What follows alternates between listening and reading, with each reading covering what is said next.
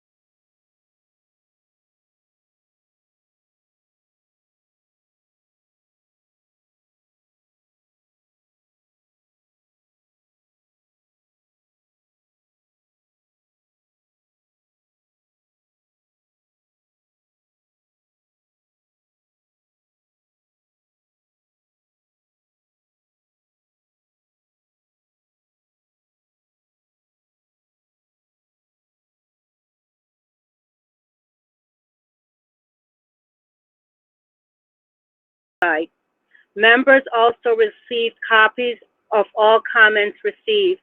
Thank you. Chairman Taylor, you may call the meeting to order.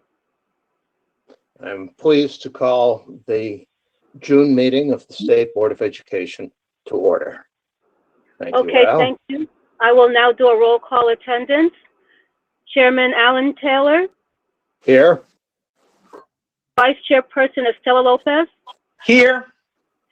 Aaron Benham, Here. Bonnie Burr, Here. Melon Chen, Sophia Chin, Here. Sophia, thank you. Eric Clemens, Present. Karen DeBose Walton, I'm here. thank you. Elwood Exley, Here. Donald Harris, Here. Jane Gates from Marco Jakian, Martha Prue, Here. Awilda Rasco, Here. Malia Seavey, Here. Robert Trefry, Here. thank you. Ajit, I believe you will now display the American flag for us to do the Pledge of Allegiance.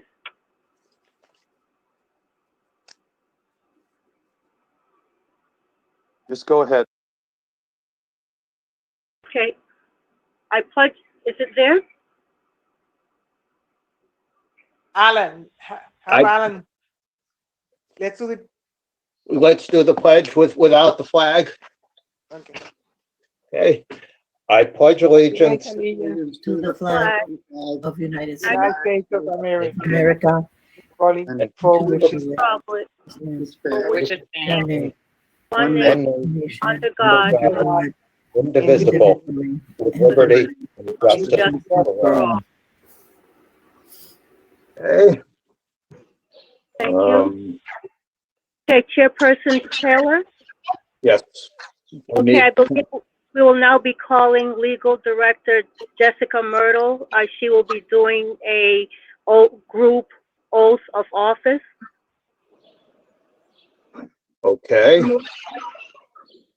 Good morning, board. It's a pleasure to see everyone's faces. Just to confirm how we're going to approach this, I am going to read the full pledge as a question and ask that each of you identify yourselves and confirm that you do solemnly swear to that pledge. Do you, Bonnie Burr, Eric Clemens, Karen DuBois Walton, Elmwood Exley, Martha Prow, Awilda Riasco, and Malia Seavey solemnly swear that you will support the Constitution of the United States and the Constitution of the State of Connecticut, so long as you continue a citizen thereof, and you will faithfully discharge, according to law and to the best of your abilities, the duties of the office of member of the Connecticut State Board of Education, so help you God. Bonnie Berg, do you so swear? I do. Eric Clemens, do you so swear? I do. Karen DuBois Walton, do you so swear? I do. Elmwood Exley, do you so swear? I do. Martha Prow, do you so swear? I do. Awilda Riasco, do you so swear? I do. And Malia Seavey, do you so swear? I do. Well, congratulations for some of you again, and we'll be able to move forward, and Elle and I will be in touch about confirming the documentation. Mhm. Thank you. I'll turn it back to you, Chair Taylor. Thank you, and congratulations and formal welcome or welcome back to everyone who was just sworn in. So public participation has been received online. And I think the next item on my agenda anyway, says that we have a presentation by the State Student Advisory Council on Education. Is that ready? Correct. Chairman Taylor, you may just want to ask your fellow board members if they will take that item out of agenda order so that we can hear their presentation as we're. Okay, it shows up on the printed agenda as now, but Yeah. have a motion to take that item up now. So moved. Aaron Second. Benham. Second, Bonnie Burr. Thank you. No opposition. Mhm. Okay. Good morning. Thank you so morning. much for having us here today. I just want to do a quick introduction. In September, the State Student Advisory Council on Education was given the honorable task from Commissioner Cardona to conduct research in the 2019-2020 school year on school climate and student voice. The students, being so passionate about these topics, decided to form 4 subgroups in order to critically analyze and research these 2 topics. February was their last in-person meeting due to COVID-19, but that did not stop this group.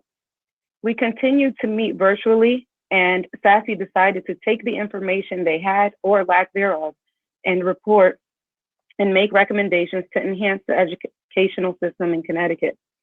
On behalf of the Connecticut Association of Schools, we are beyond proud and honored to have such a dedicated group of students to represent our state. I just want to give a quick special thank you to Commissioner Cardona for allowing us to conduct this research and allowing our students to take the time to do this, and also to Glenn Peterson and John Seiler for working with the students throughout this time to get them to where they are today. So I'll quickly introduce our students and then we will move on to the presentation. We have Aliana Castro, 12th grader from Old Saybrook. Beth Christensen, 12th grade from Northwestern Regional High School. Ashley Dung, 11th grade, Branford High. Nina Feinstein, 12th grade, Hall High. Samuel Gibson, 11th grade, East Hampton High School. Carolyn Ives, 12th grade, Farmington High School. Emmanuel Mokel, 12th grade, South Windsor High School. Ciara Ortiz Diaz, 12th grade, Sound School. Rebecca Wozniak, 12th grade, Orville H. Platt High School. Natalia Wyskowski, 12th grade, Derby High School, and Miriam Khan, 12th grade, Hamden High School. So thank you to all of our Student Advisory Council members, and I will turn the floor over to them. Thank you. Thank you. Thank you, Ms. Miller, for the wonderful introduction, and thank you to the Board of Ed for allowing us to speak today.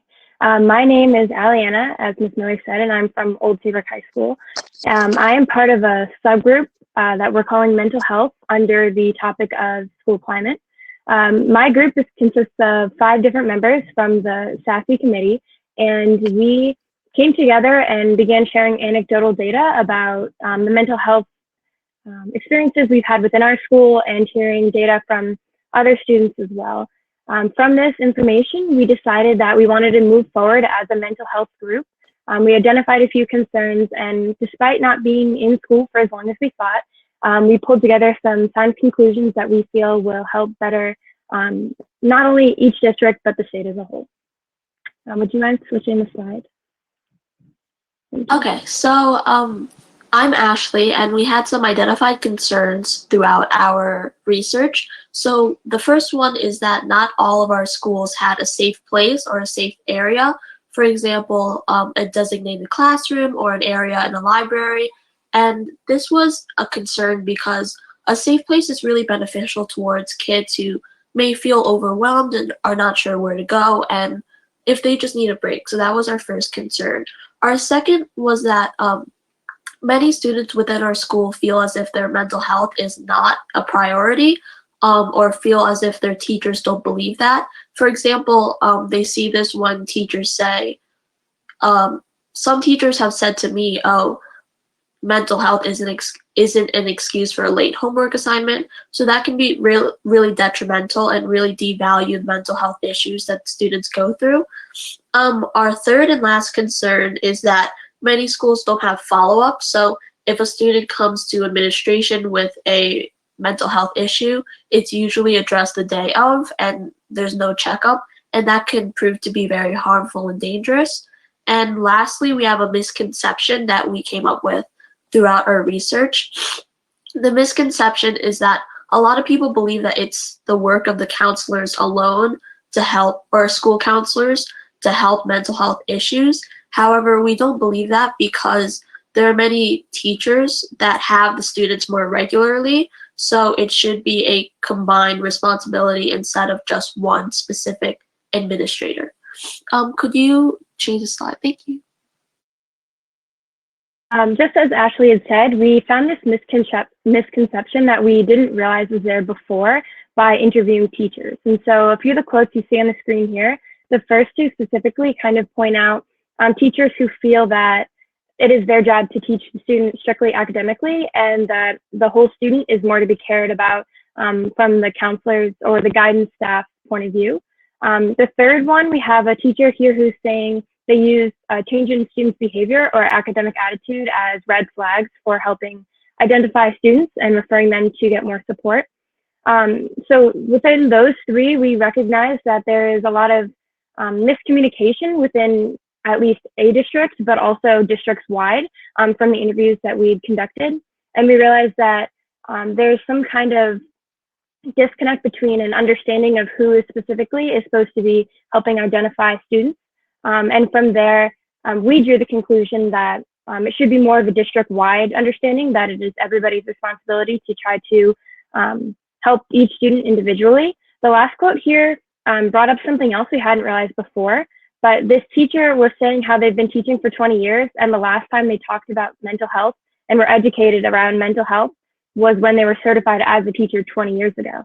And we all know that there's been a lot of advancements since then, especially in the field of mental health. And so we feel that moving forward, we need to try to kind of compensate for this. Would you mind switching the slide? Thank you. As Alia said, there's a lot of issues within mental health within the school system, and we have a big solution theme, if that makes sense. So the theme is that we need a more understanding environment, and there's many ways to create that understanding environment. So the first solution that we came up with was further education for teachers, and we thought of doing a student-led PD because hearing it straight from the students would be a lot more beneficial because the students are the kids that are going through it. So we thought that that would be a good solution. Our second solution is just having more incentives for teachers to improve. So that can include having further official rules and standards for teachers to achieve. And the second one is student response section in evaluations.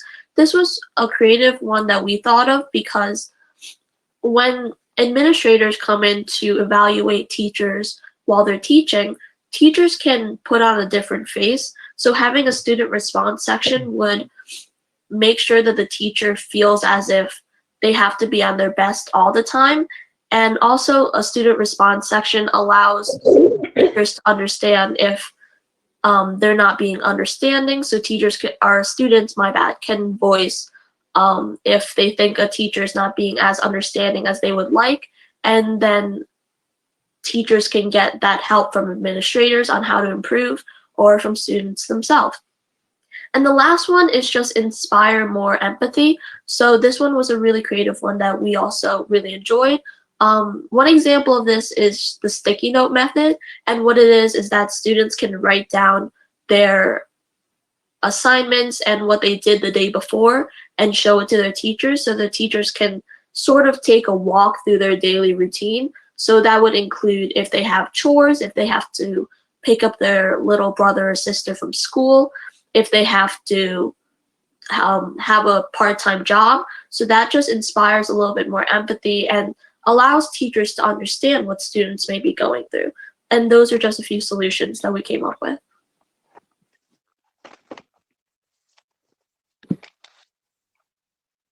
Hello everyone, good morning. My name is Ciara Diaz, and today I'm going to be presenting a presentation. Is that your full presentation? What? I think that was their full presentation. Yeah. That was okay. one part of it, Chairman Taylor. They're going to continue, and I think Charisse will jump in when they conclude. By the way, the first part of it was amazing. I'm loving this. So Okay. Okay. yeah, Charisse will jump So in just keep going. It's done. So far, so great. Okay. So another Yes. group that we did was on restorative justice, and we were under the subsection of school climate.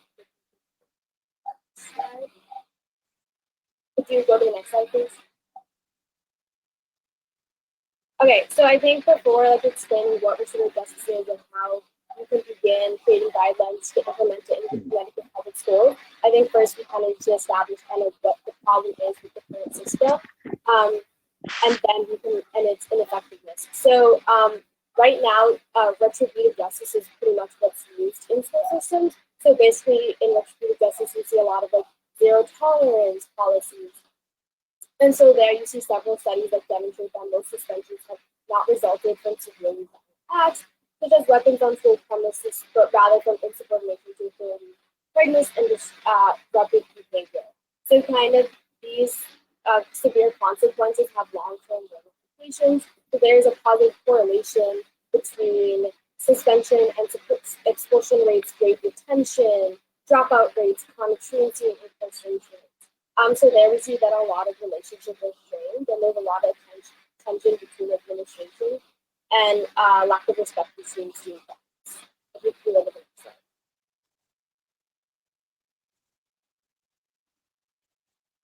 Okay, so now kind of getting into what restorative justice is. So restorative justice is a fairly new kind of system. It's about 40 years old, and it actually inspired from indigenous values. So it's a more equitable and respectful alternative to punitive practices. So really encourages dialogue between stakeholders and keeps stakeholders accountable in order to repair harm done to relationships within the school community. So there are 6 vital components to the framework, and those are building relationships, respect all, providing opportunities for equitable dialogue and participatory decision-making, involves all relevant stakeholders, addresses harms, needs, obligations, and causes of conflicts and harm, encourages all stakeholders responsibility. So we can see that its frameworks and values really hold a great promise to positively impacting the state.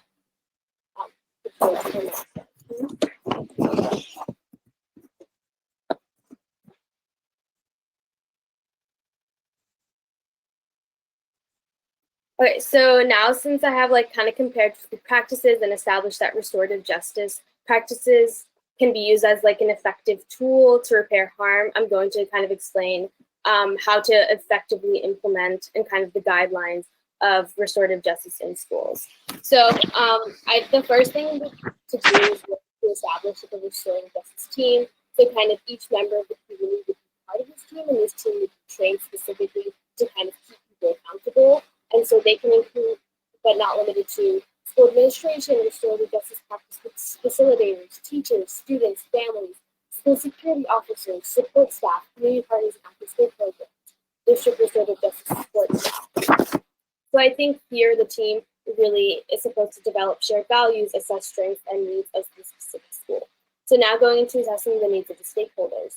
So we kind of developed 2 questions that we think are really important when assessing the needs and kind of how we should implement restorative justice. And the first being, what problem has retributive thinking created in our community? So I think that kind of creates this sense of kind of unity among that there is a problem and we need to fix it. And it also excludes bias, which we thought was extremely important. And the second question we want to ask is kind of define the role of each stakeholder in implementing and sustaining restorative justice. And we think that this is an extremely important question to ask because it kind of creates a vision and a goal and unifies the entire community in reaching and completing that goal. And so through this, they can kind of continually reflect upon the definitions and kind of either change them if need, but kind of know where they are and where they go. Next slide, please. Okay, so now kind of just moving from punitive to restorative justice practices. In this grid, you can kind of see the difference between retributive and restorative justice, kind of what their 2 values are. And so as we can see, restorative justice places more emphasis on prevention and establishing really strong relationships. There's a lot of consistency with community building circles and review among school personnel, and the number of behavioral incidents will reduce. So accountability measures will develop with students internally with heightened values. So next slide. Okay, so implementing Tier 1 strategies. So Tier 1 strategies really just involve the training.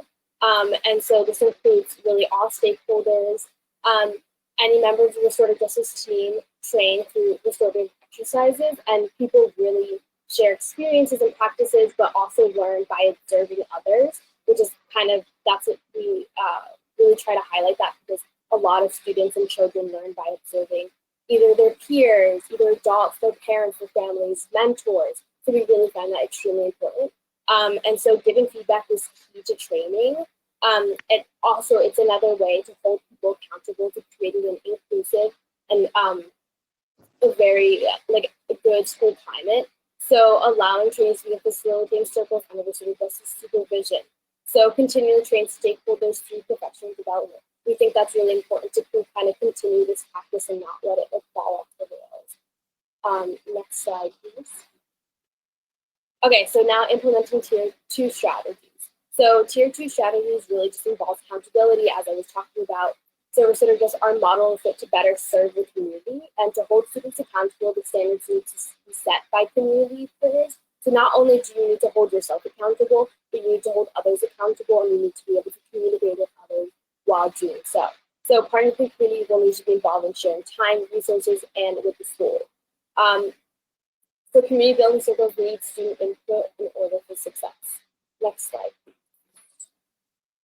Okay, so now Tier 3 strategies. So Tier 3 strategies is really just focused on the specific individual, and it involves a lot of communication. So schools should have resources and protocols in place for integrating students into the community after a period of absence. For instance, if they've been incarcerated or after a suspension. So the school should have individuals who can arrange, facilitate, and follow up with students after a period of absence. So this could be a student success team who can meet with a struggling student for like maybe 2 to 6 months. They should have mental health resources and SL Tier 3 resources in place. And what that kind of means is student-centered, maybe student-centered process team, which utilizes support individual students with intensive need, and the approach needs to be strength-based, seeking maximum student skills while making the environment adjustment that supports student success. Next slide. And lastly, what we've been kind of talking about, evaluation and accountability measures. So you really want to compare past and present data on office referrals, physical altercations, suspension rates and incidents, racial disparities in school discipline, standardized testing scores, and truancy. So, and you also want to quarterly survey students, teachers, administrations, really everyone regarding how they feel about the school before and after the restorative justice policies are put in place. So that's kind of what we've come up with in looking after research. We did not get the chance to survey any schools because of coronavirus, but I think that's something.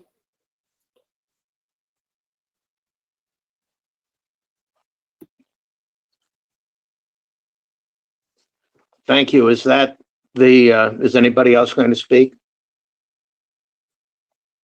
Yeah, hi everyone.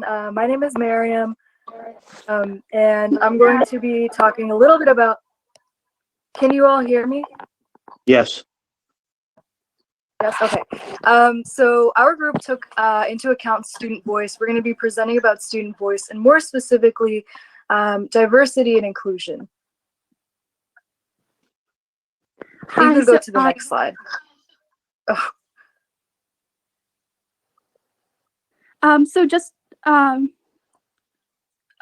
could you go to the next slide? Thank you. Thank you. So just to talk a little bit about the progression of our project, we initially wanted to focus on diversity and very specifically choose an aspect of diversity. But as we progressed through the project, we realized that we can't really focus on one part of it and not cover all of them because all of them intersect and every student has a different identity and some students have multiple identities. So we decided to talk about diversity as a whole and include every single part, including race, sexuality, gender, religion, etc. Could you go to the next slide, please? Thank you. So just to introduce myself, my name is Nina Feinstein. I'm a senior at Hall High School and I'll be going to Brown in the fall.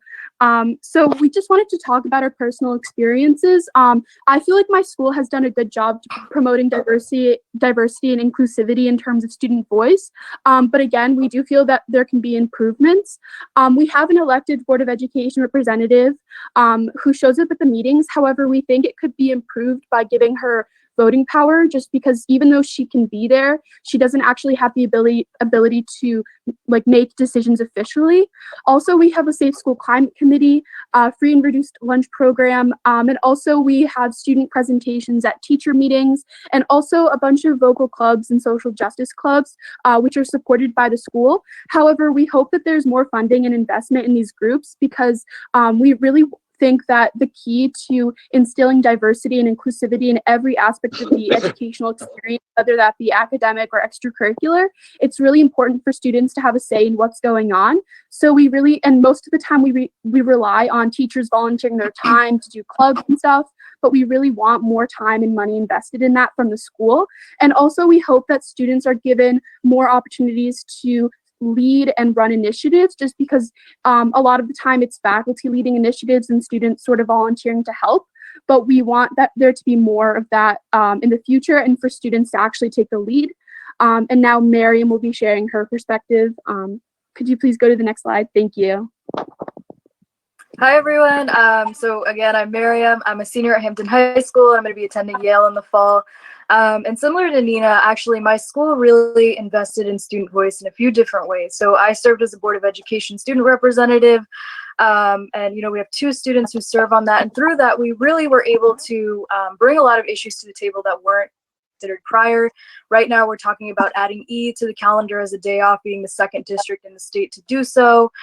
We successfully passed a class for marginalized students. And relating back to our overall topic, we're not only talking about student voice, but we're talking how to make sure the most marginalized students in, the aspects of diversity that we covered are accurately represented and able to, voice their opinions on these issues. Another program we started was student ambassadors, and that was created in response to a lot of the hateful incidents we had in our school.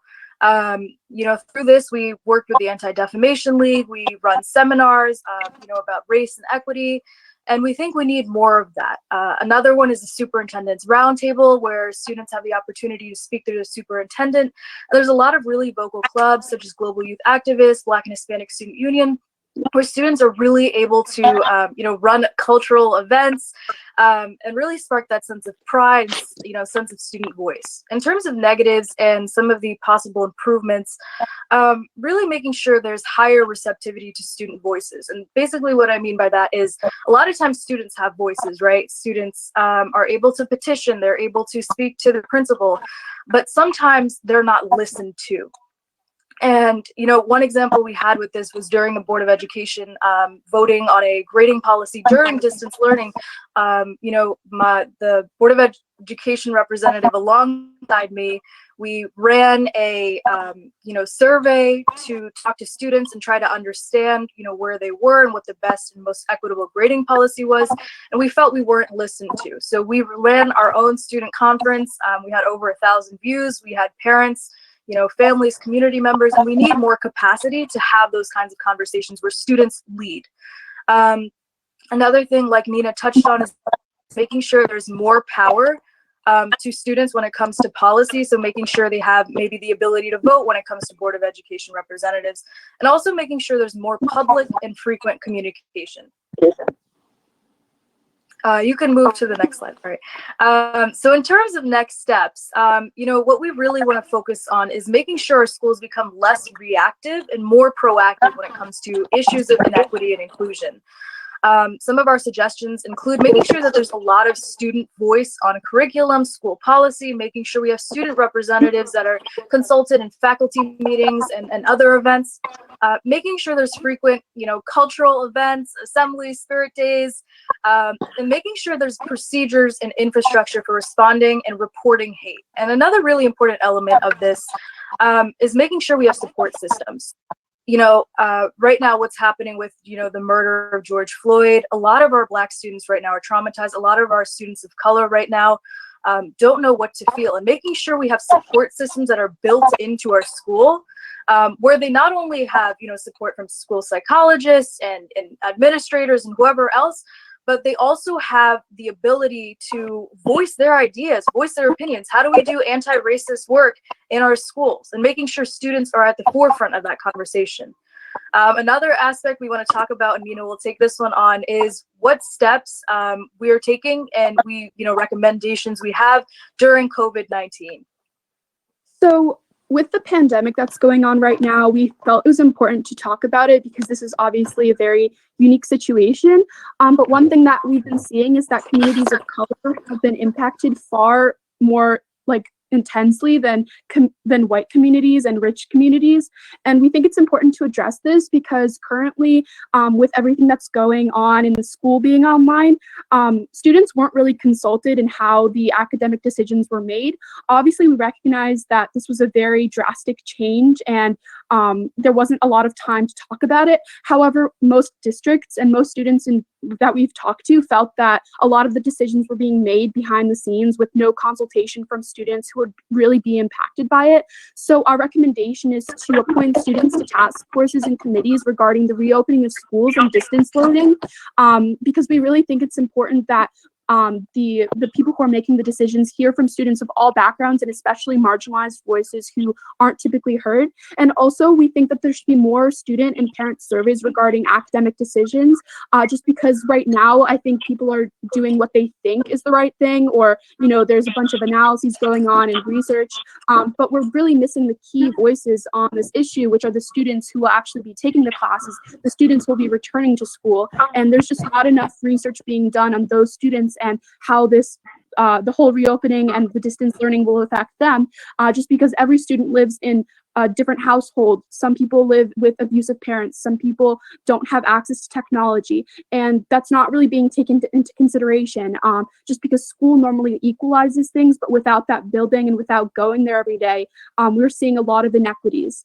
So hopefully, we want to thank you for listening to our presentation, and we hope that diversity and inclusivity can be brought to every single aspect of school and education, because it's not just a singular issue. It's something that has to be implemented in every part of our education system. Thank you. Thank you. Are there questions from the board?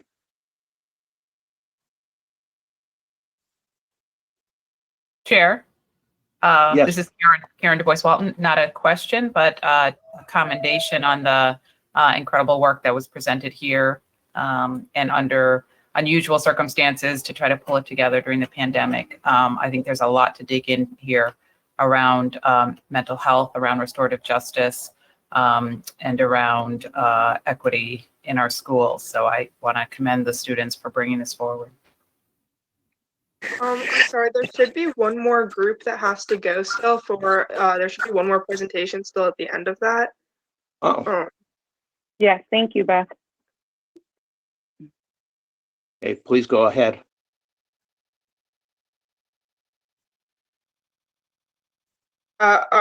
Is the presentation going to be screen shared again? Thank you. It should be right after this. There it is. Thank you.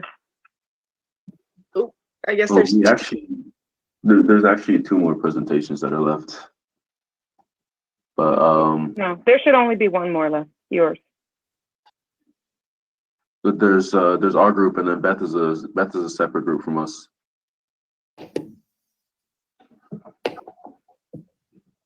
Okay. Okay, so could you go to the next slide, please?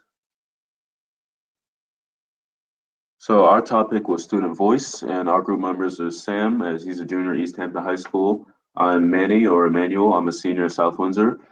There's Rebecca, who's a senior at Orville H. Platt, and there's Nish, who's not here right now, but he was also part of our presentation for this group. And we were focusing on student voice in our schools. Can you go to the next slide, please?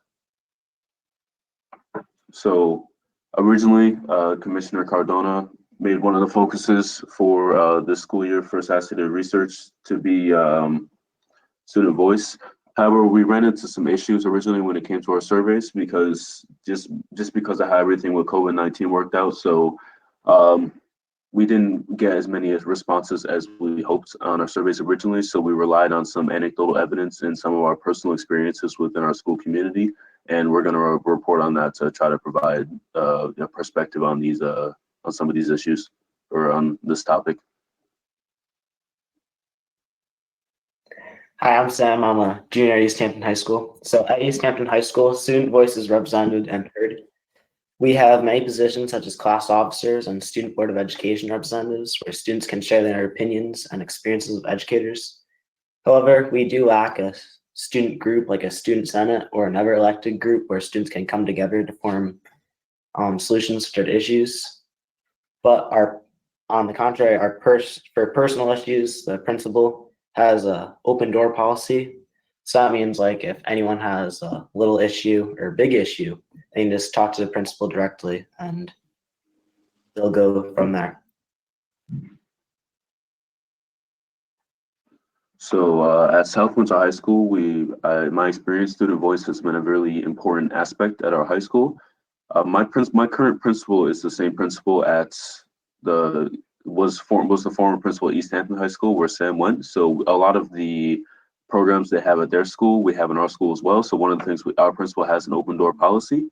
And I think one of the most important things towards student voice that we have instituted is a principal's advisory committee, which meets once a month before school directly with the principal just to speak about upcoming events that are going on in the school and just to provide student perspectives on things that are going on in our community. And generally, student voice is just a very important thing for us. Before, for example, during this entire COVID-19 situation, a lot of schools immediately announced their graduation plans, but I noticed South Windsor took an extremely long time. Our principal was very careful communicating with students and parents, sending out surveys, meeting with students individually over calls before making final decisions. And they find it really important to hear feedbacks before they make decisions. And students are also very active at our Board of Education meetings. Nearly every meeting, we have 2 student representatives for the Board of Ed, which I'm one of, and nearly every meeting there are students that come to give presentations on important events that are going on within the schools. Or for example, last year we had our tennis team give like a nearly 20-minute presentation about the lack of funding within our tennis community at the high school. And it's just, it's just known that our Board of Education is a place where students can really display their voice.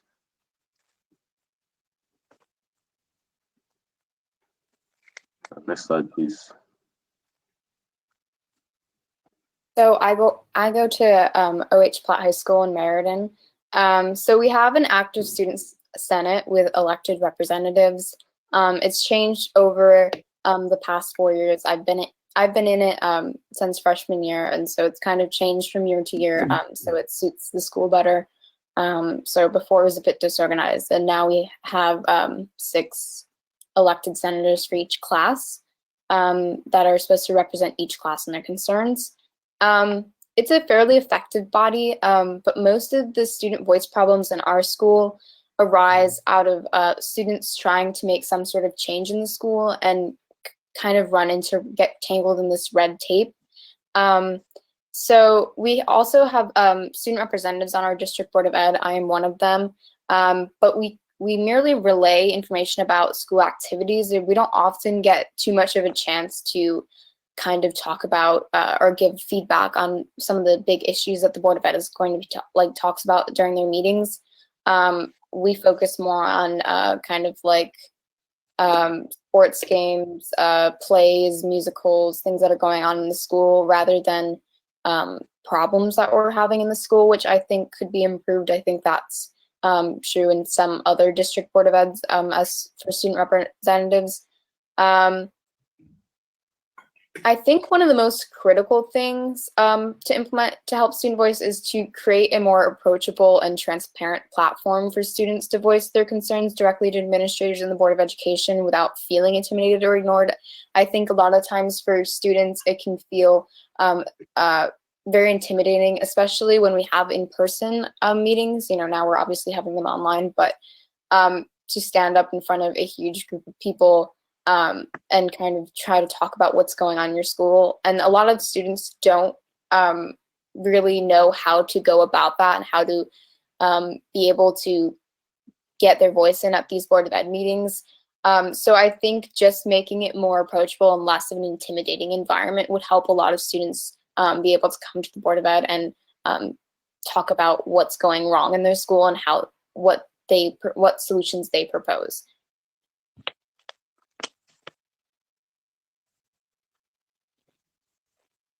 So these are our recommendations. So Manny will start with the first one.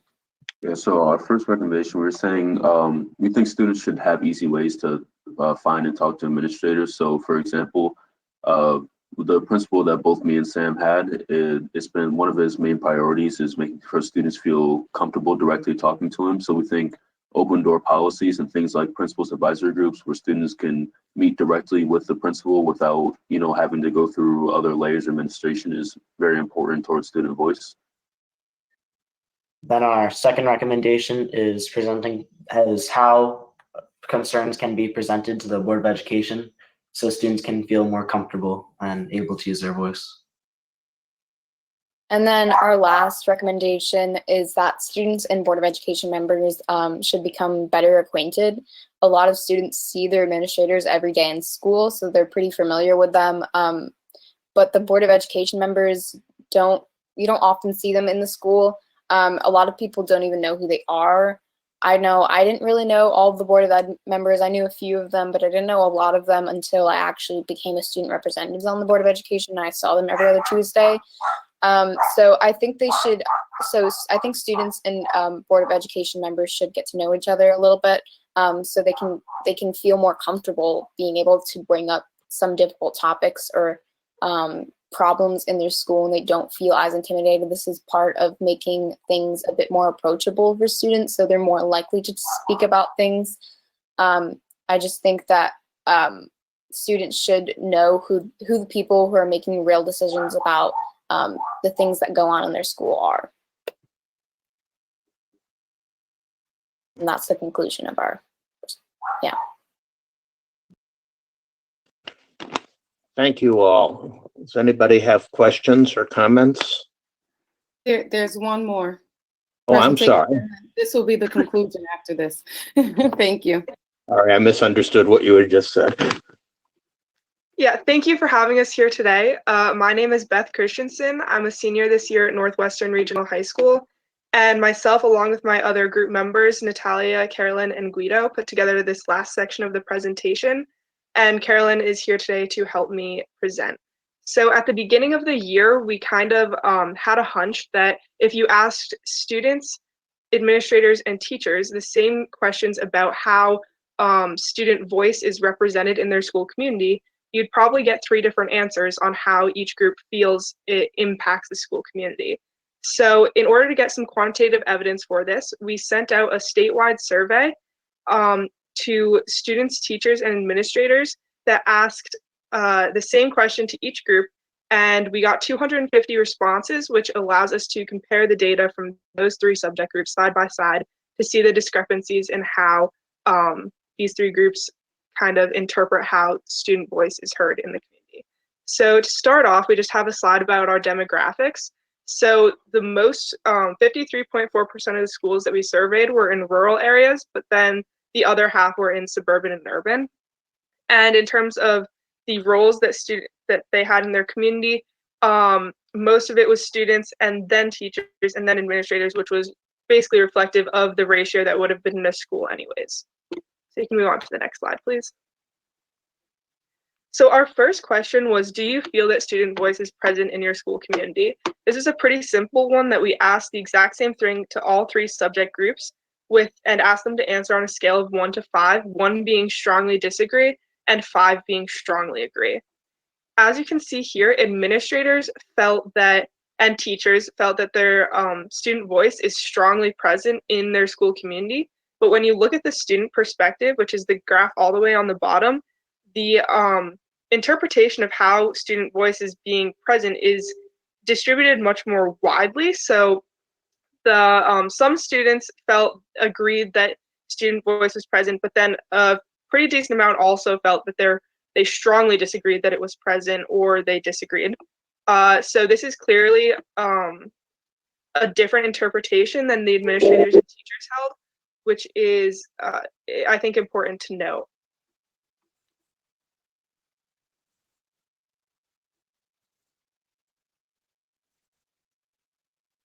Okay, so then the second question was, okay. I'm sorry, can you move back a couple slides? I think you just skipped ahead a little bit. Okay, the next one, please. Sorry. So how much do you feel that student voice impacts school community? This was another one that was asked to all 3 groups in the exact same way. And you kind of see the same pattern where administrators and teachers think that it impacts the school community a lot, where students are much more spread out into it doesn't impact at all to it impacts pretty often. The most common response here and in the last question was neutral, which we kind of have an explanation for why so many students might have chosen neutral that we're going to share a little bit later on in the presentation. But again, here's the same pattern where students are interpreting how their voice impacts school community much different than how teachers and administrators are. So the next one is about how student voice influences administrator decisions, teacher decisions, and how students feel that their input is considered in making school decisions. And again, it's basically the same pattern where students feel that they are much less represented and impactful in their voice than administrators or teachers feel that they are. So the next question revolved around teachers taking into consideration student life when making deadlines, which all of the administrators were supportive of, which is good to hear. But the results on the survey are almost, between teachers and students, are almost inverses of each other, where teachers say that they are taking into account student life almost all the time, and students are saying that most of the time that they don't feel students are taken into account in creating deadlines at all, which is a huge problem because that tells us that there's a lot of conflict between deadlines and major events that are going on in student life, and is clearly kind of a lack of communication between these two groups.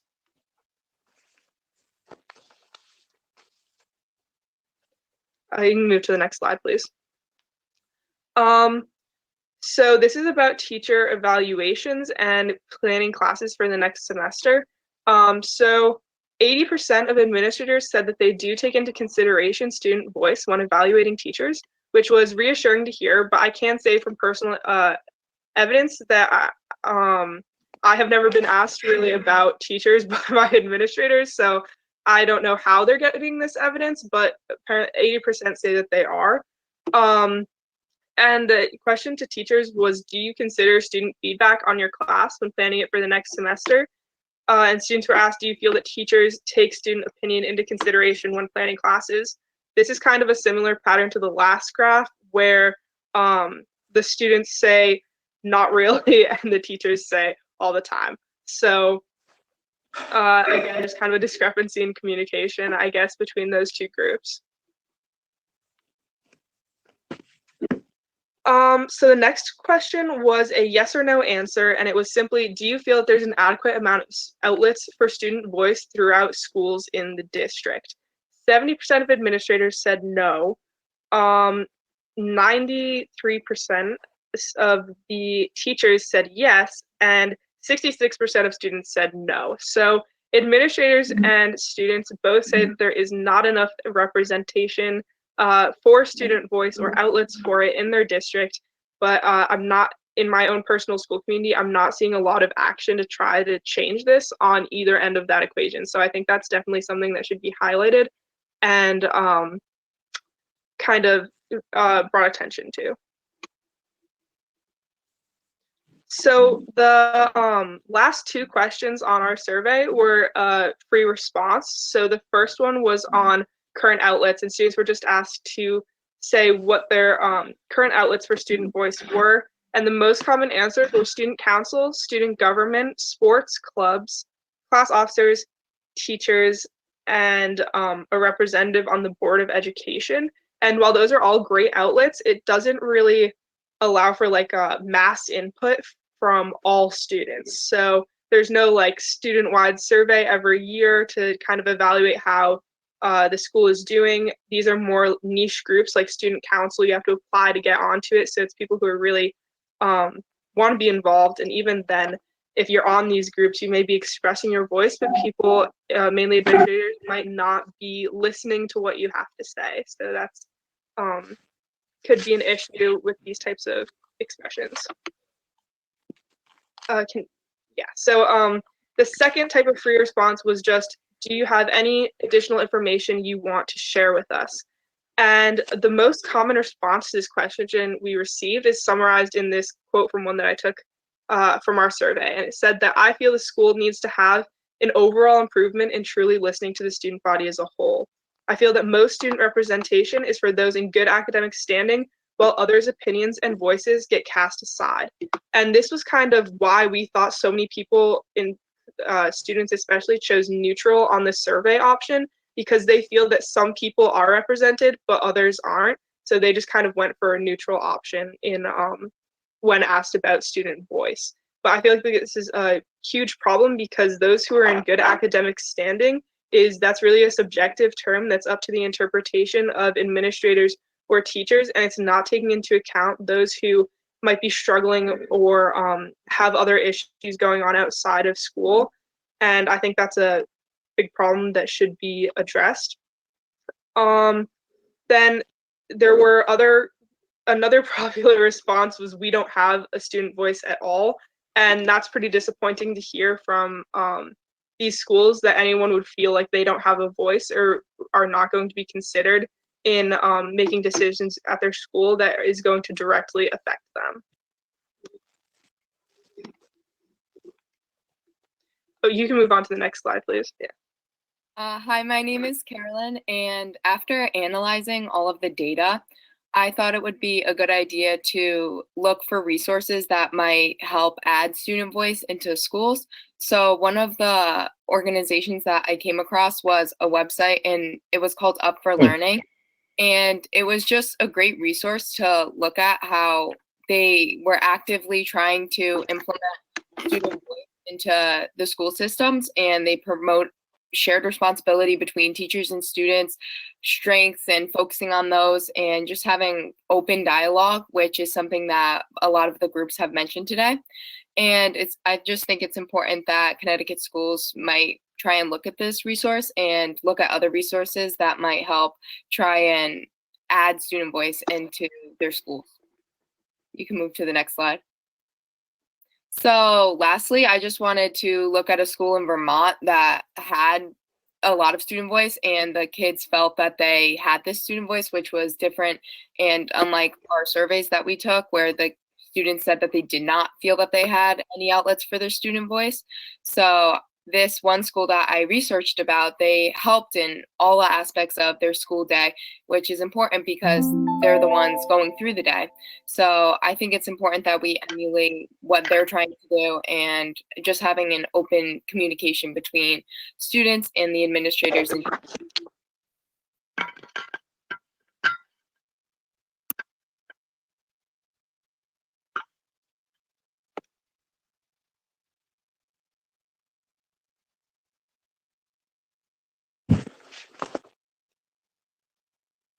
And does that conclude the presentation?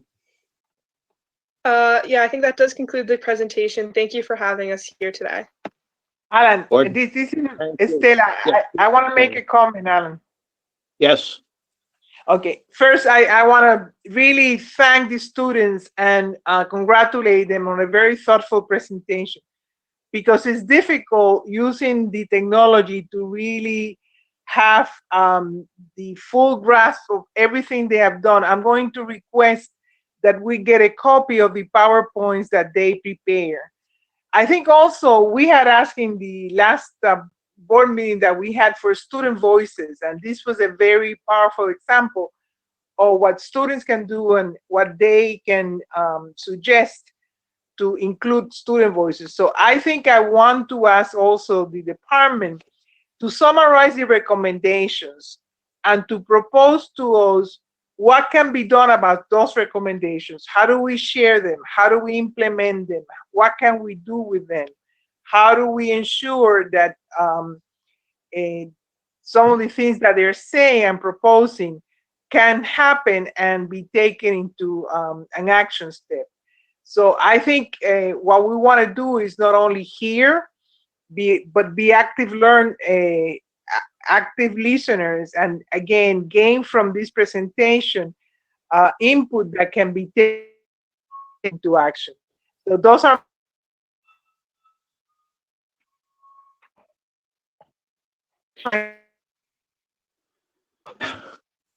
of the main recommendations, and finally some sort of discussion of how do we share that, how do we take those recommendations into action steps. Thank you. Commissioner. Thank you very much. I also want to thank, I'm not sure if they're still on the line, I hope they are, at least to hear this part of it, Sharice Miller and our partners at CAS. And I know there were so many students that worked on it, but I want to acknowledge and thank Aliana, Sierra, Miriam, Nina, Manuel, Rebecca, Sam, Beth, and Carolyn. It's not easy to present, and the way you did it was wonderful. It was so inspiring, wonderful recommendations. We heard mental health is everyone's role, how to promote restorative justice, diversity and inclusion. I love the portion on student voice and what it looks like and what it doesn't look like. So we are eager to get the slides and continue to work with not only what you said are challenges, but also some of the great recommendations that you've provided. So thank you for that wonderful presentation. It was really inspiring. Being away from schools for the last 3 months, this was so refreshing to hear students talk about what they would like to see, and it's our collective work to make sure that we get better at it every single day. So thank you for that input. I too want to thank the students for this wonderful presentation. The topics they covered are just great, all of them. And Estella, I'm so glad that you asked for the copies to be and the thought of what do we do with this information, because I think as I was listening to all of it, I wonder, has the students shared with their own board of Eds in their own districts, because I think it is important that they hear this, especially those survey results. That was very telling when you see that listed and the discrepancy between what the students feel, what the teachers feel, and what the administration feels. And I don't think a lot of people realize that. Students do, and we're hearing from them. They do, and especially at this time, there's never a better time for them to have that voice. So thank you. Your presentation was wonderful. I thank you. And I wanted to just piggyback actually on that as well, and underscore and elevate and agree with all my colleagues' comments as well.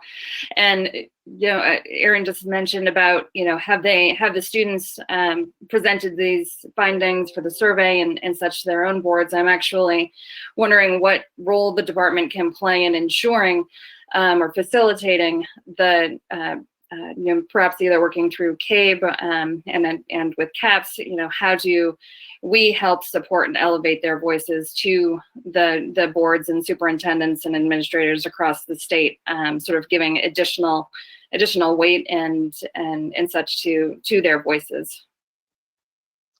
Alan, if I could, Alan? Don, go ahead. Yes, Don, go ahead. Thank you. I also want to add my thanks to the students for their presentation today.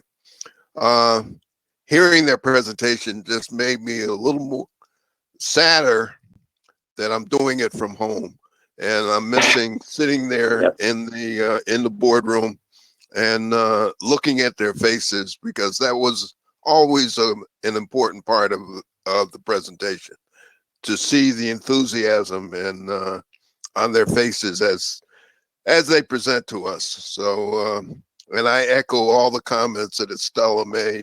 I'm not going to go back through them again, but where do we go from here?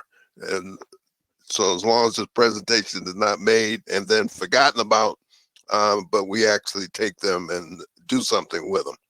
Thank you. Thank you. Bob, go ahead. Yeah, that was, I think, one of the best student presentations I've ever seen. And we've seen many over the years. It was really comprehensive. The research they put into it and the thoughts they put into it were fantastic. Yeah, I think it's extremely important too, as they pointed out, when we're in the process of changing how people are taught. We're doing things remotely. We're doing the whole education system's kind of turned on its head. And making sure that the student voice is an important part of that process. I know I'll take it back to our superintendent to talk about. So thank you very much. Anybody else? I share the sentiments that have just been expressed, and I think one thing we could do, if we can do it technologically, is to be able to excerpt this portion of the meeting that we are having and put it onto our website under a specific title.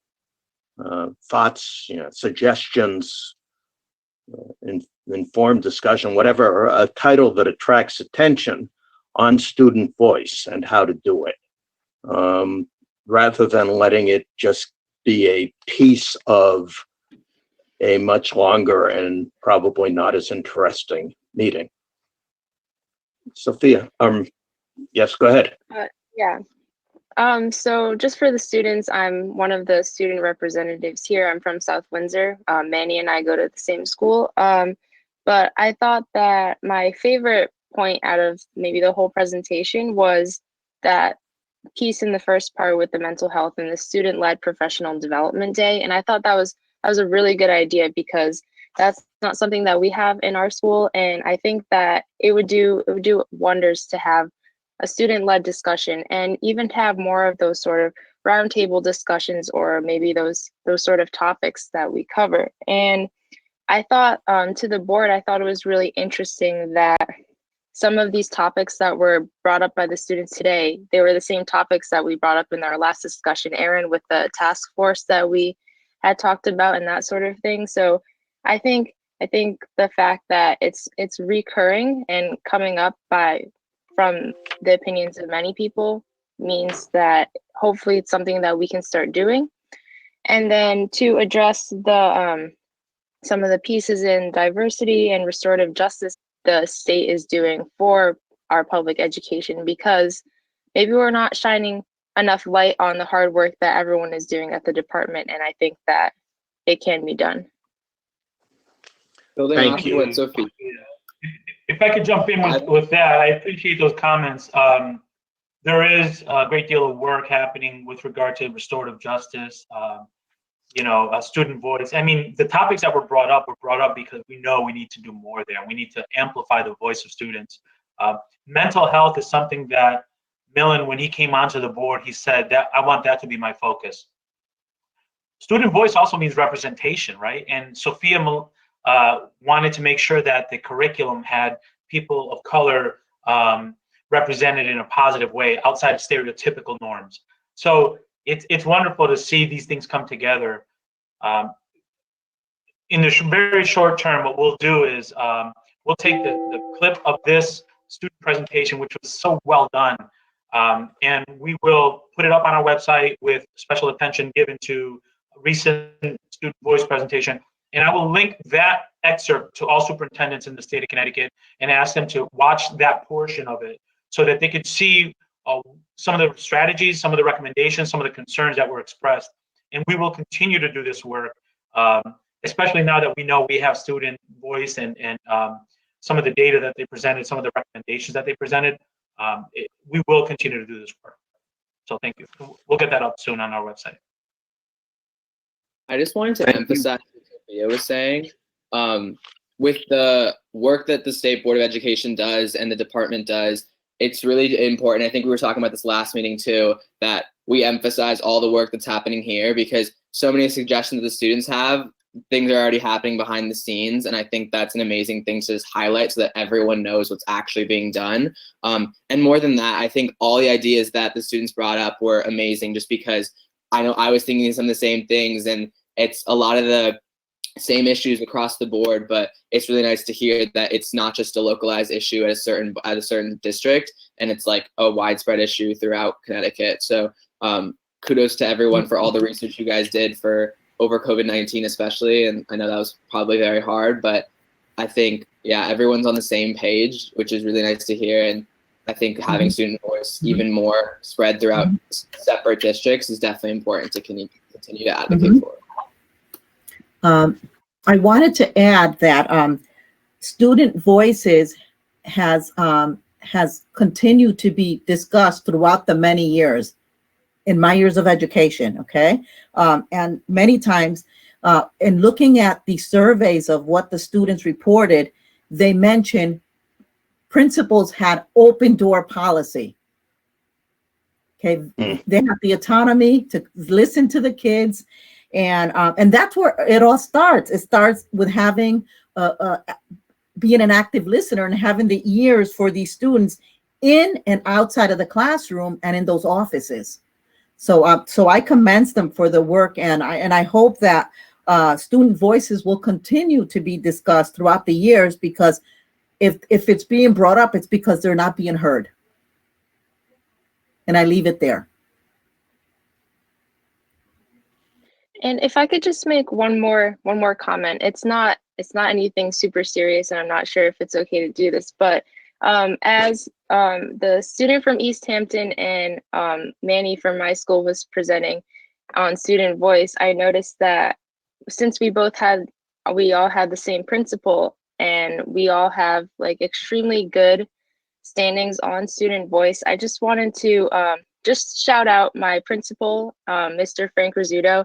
He used to be an assistant principal a couple years ago. He left, went to East Hampton, I think, and then he came back this year, and now he's our principal. He came and stepped in during a really awkward time, and he's doing a wonderful job. And I think if there's anyone who could be any more of a model principal, or anyone who really genuinely cares about his students, it would be it. So I don't know if he's probably not going to watch this, but I just wanted to shout him out right there.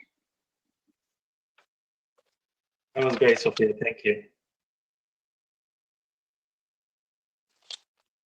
Okay, thank you very much. I think the next item On the agenda, we have no executive sessions, so may I have a motion to approve the minutes of the May 13 meeting? So move, Estela. Second, Wilda Riasco. Thank you. Any discussion, corrections? Okay, Alan, thank you. I will now take a roll call vote on the minutes. Chairman Alan Taylor, Aye. Vice Chairperson Estela Lopez, Yes. Erin Benham, Yes. Bonnie Burr, Yes. Melon Chen, Eric Clemens, Yes. Karen DeBose Walton, Yes. Elwood Exley, Yes. Donald Harris, Yes. Martha Prue, Yes. Awilda Riasco,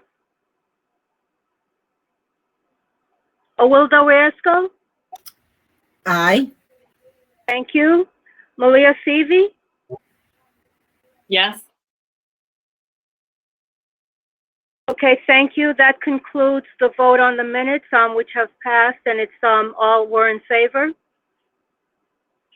Thank you very much. That takes us to item 5, the report of the commissioner, who's had a busy time, I am sure. Thank you, Chairman Taylor. I noticed Aldith was really attentive because she was so inspired. She gave Millen a chance to vote on this last item. And he was ready to vote. I saw that. I can see it, Millen. You know, when you hear from students and when you hear what's happening, you can't help but be motivated. Yes, we have challenges in education. I can't think of a time where there were more stacked against, right? We have the pandemic and we have racial injustice that our students need to be part of the solution for. And it's challenging to do this work remotely and from a distance. But when you hear presentations like that, you know, for me, it gives me so much hope that we're gonna continue to grow, we're gonna continue to get better. And you know, Connecticut's in good hands. Listen to these students. You know, they're graduating. They're going to go on to college, and they're going to come back, and they're going to lead our state.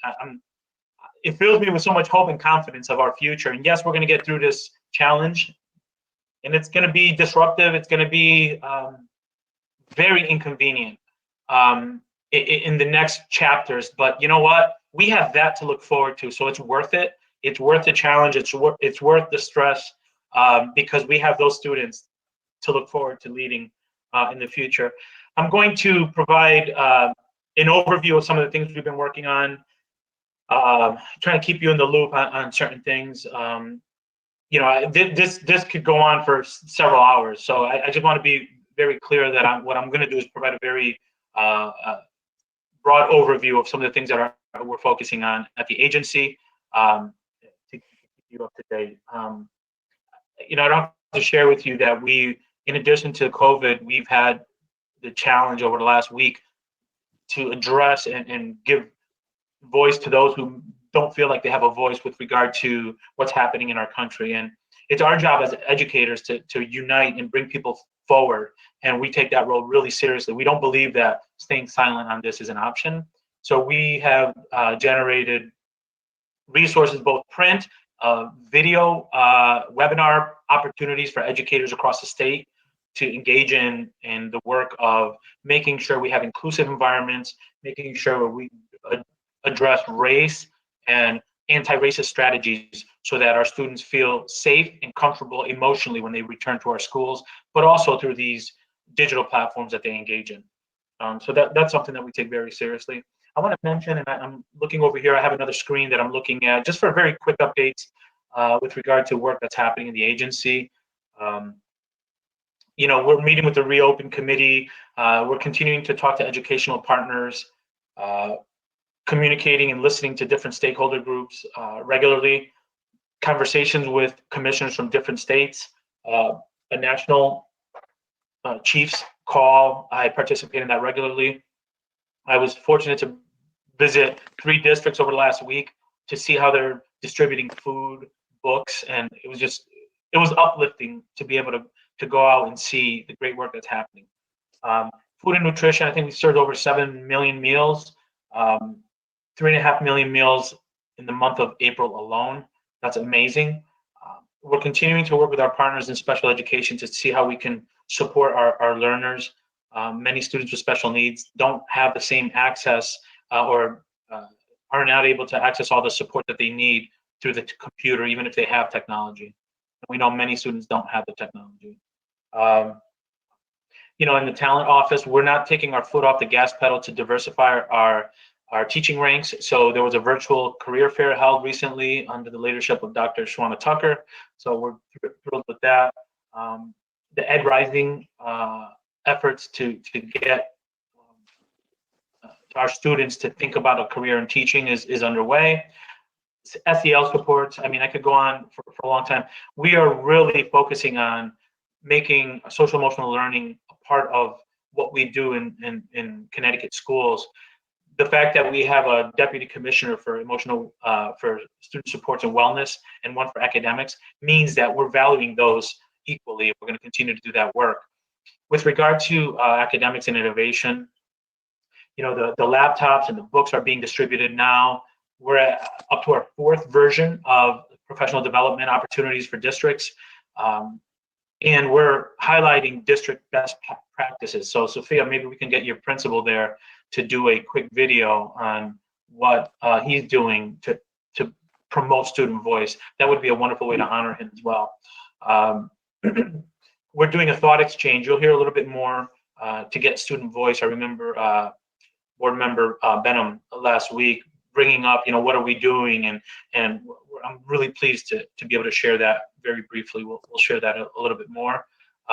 We're also partnering and trying to find ways with CPTV to get public television to be a partner in the process as we think about unique, creative strategies. We have regional advisory teams with input from families, teachers, and superintendents and school leaders giving us feedback on how to reopen. And we've been participating in different roundtables and education workforce committee meetings. The summer school guidance went out, the rules for summer school that provides a little bit more specificity. And, I think it's really important. The message is that we engage students where possible using health and safety as our primary measure. We don't want to compromise health and safety, bringing students in too early, but we know that if we can do it using precautions that are provided by the health department, we are able to, in some cases, bring students in at a smaller scale to try to get us back in session. Information went out to districts. You received a copy of that.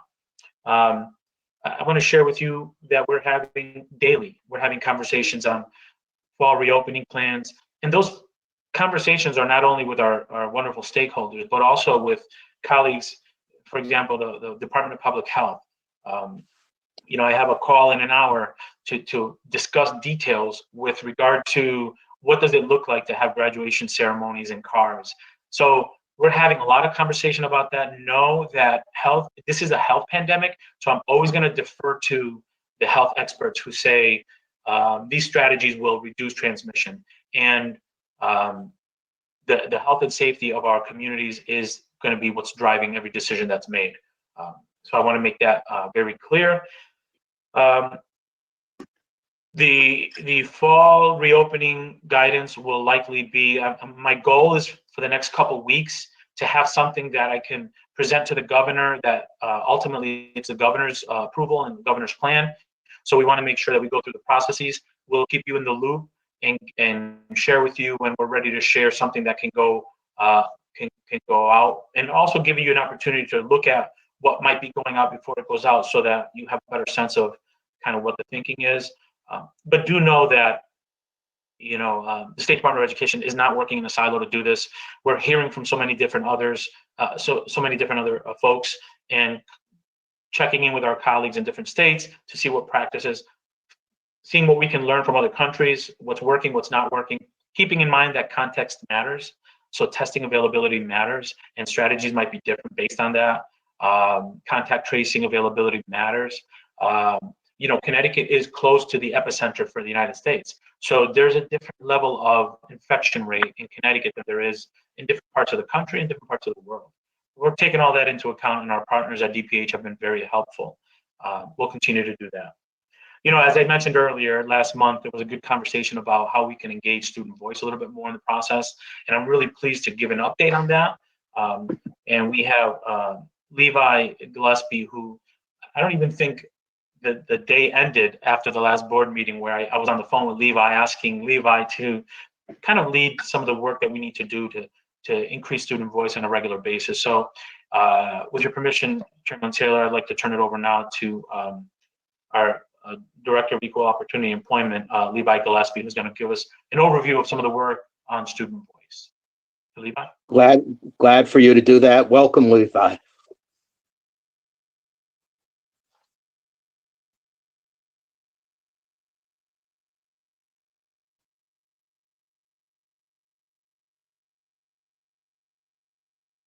I'm not hearing anything.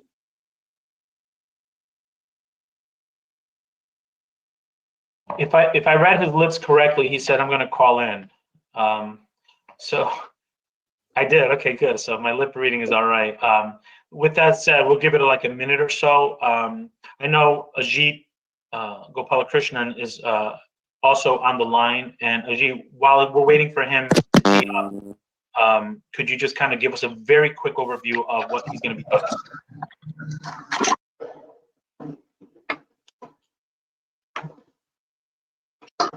about? We see you. Based on the discussion at the last state board meeting, where there was interest in not just having a fixed survey where students are just checking off their ratings on particular items. At the request of the commissioner, we reached out to the RESC Alliance.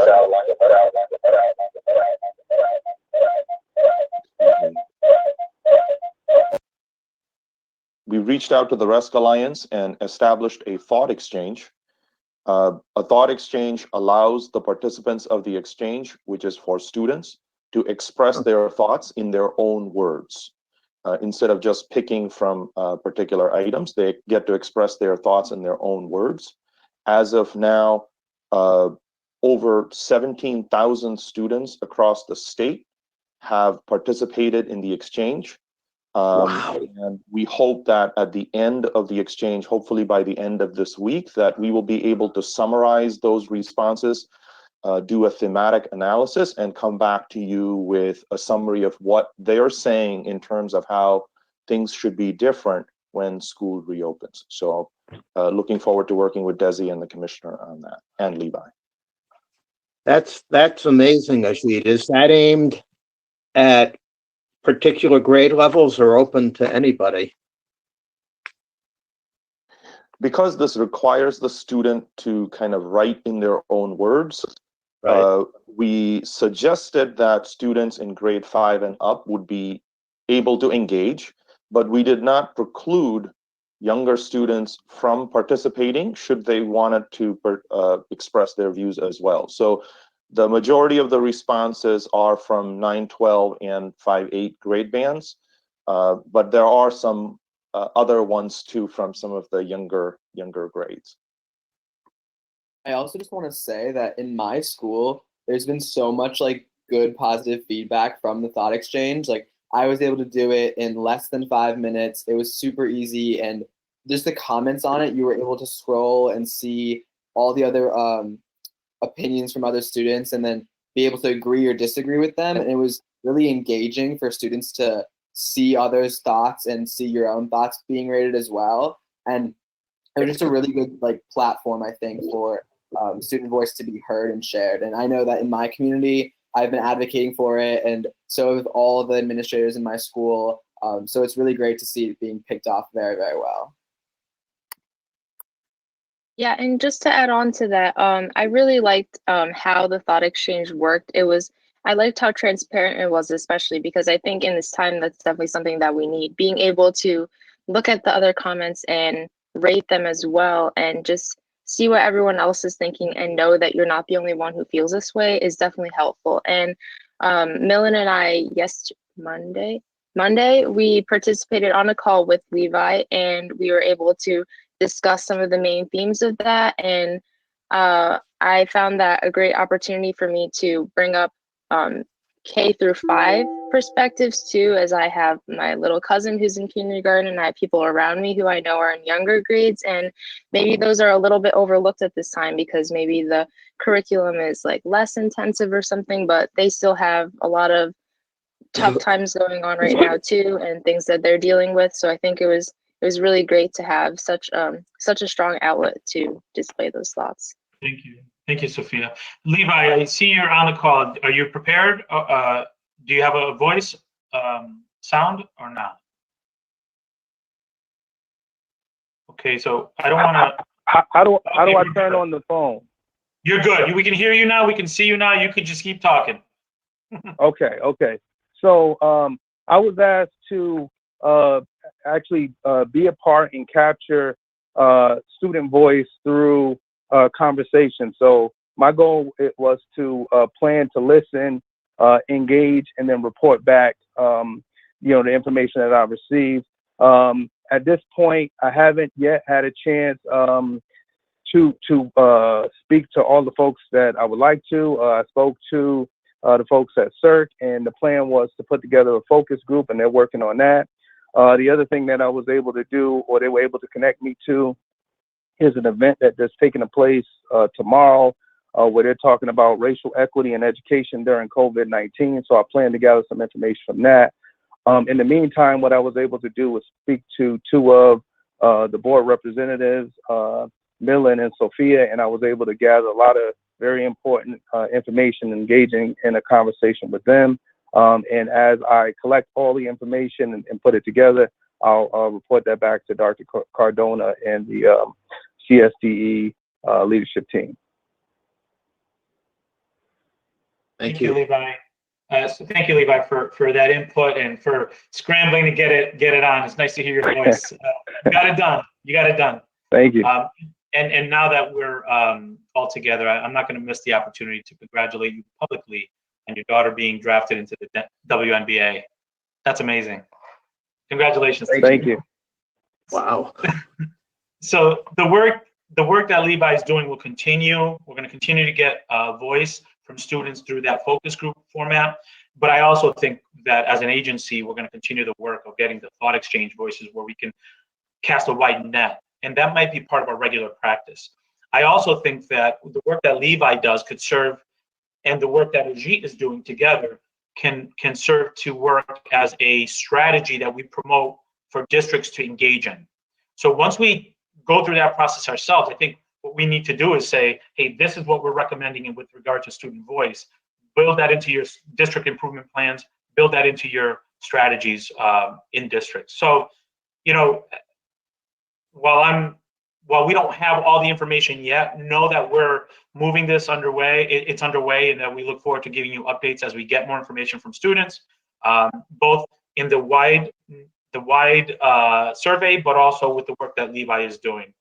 So with that, Chair Taylor, that concludes the Commissioner's report. Okay. Any questions for the Commissioner? I would just like to suggest, could this be like an annual thing where we ask students' voice through thought exchange to get on different issues, like every year? Yeah, I said earlier, I think that's going to be part of our plan, but also we're going to ask districts to, in a template that's replicable, we're going to ask districts to consider this as well, in addition to what they're already doing, what we heard today. So definitely, maybe more than once a year also. It was interesting too, Commissioner, last week's NASB call, again, talked a lot about student voice. In fact, they had, let me get her name right, Merritt Jones, who's the president of the Student Voice Foundation in the nation. I didn't even know there was such a thing. She gave a great presentation and talked about, which surprised me, Pete might not like hearing this, but there are some states that actually use student voice in their accountability index. It is part of it, because they know that saying you have student voice is one thing, but actually showing that it is there and that it's active. So that was a very interesting part. And NASB also is planning, and I shared with Milan and Sophia some resources they shared with me on the call, but they also, NASB is also saying that they plan, and it would be this month because this was in May, that one of their webinars that they're going to have on these Thursday is going to be for students only, and it's going to be for the students who serve on Board of Eds. So I hope they follow through with that, and you know, when we get that information, we'll make sure that Sophia and Milan get it as well. But it's certainly a topic that's been discussed across the country, and it was an interesting call to listen to how all the different, there are some that were on the call that don't even have board representation from students. I thought everyone did, but there's only really about half of our states that have board representation by students. So that was an interesting part too. So I just wanted to add that. Thank you.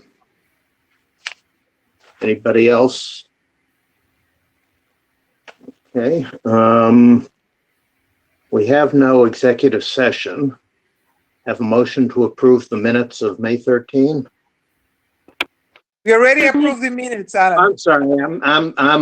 I've gotten myself behind here. Yes, I'm going back. Chairman Taylor. Okay, Yes. so we're on action items requiring action. We have one action item.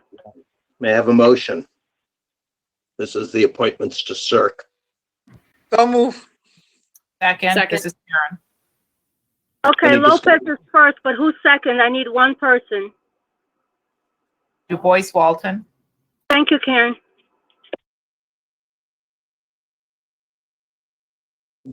Any discussion? Al, I guess you need to do a roll call. Okay, thank you. I'll do a roll call on the one action item.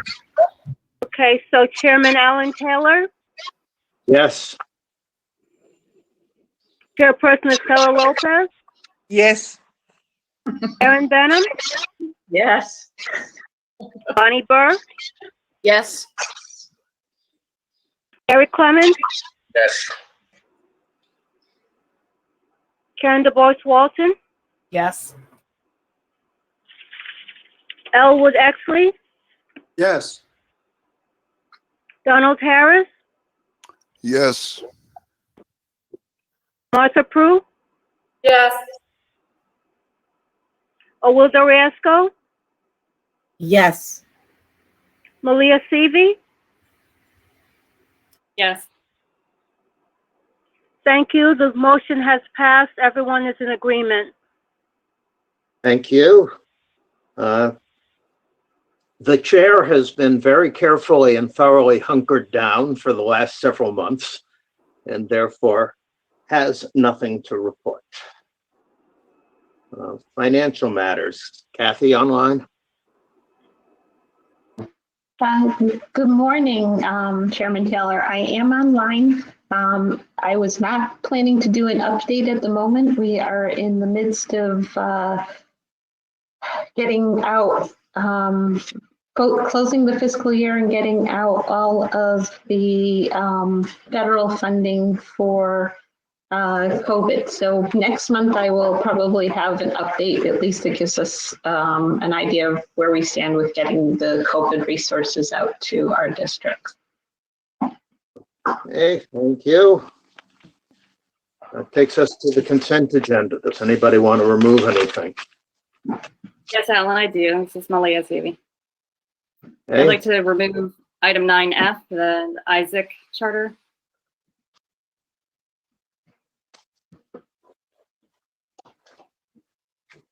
Okay, Chairman Taylor. yes, Okay, and then you'll need a motion. yes.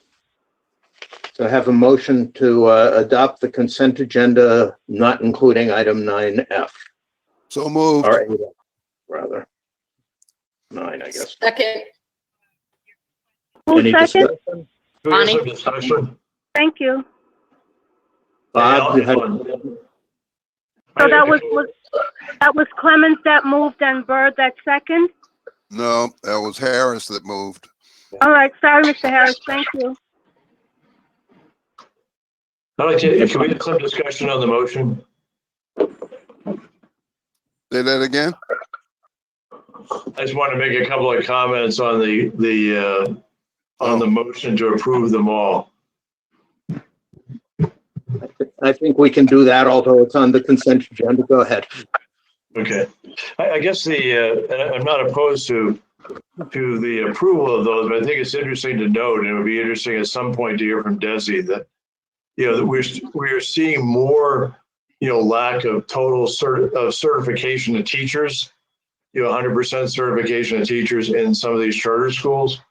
And I think we're starting to see more where the charter school statistics, when compared to the local districts the home districts, are not doing as well in some areas.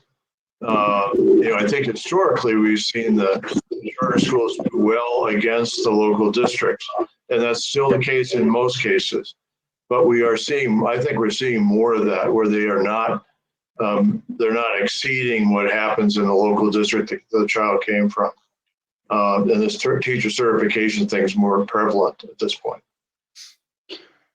Thank you, Mr. Trefai. That is why when you look at the recommendation, some of these are not full 5-year renewals.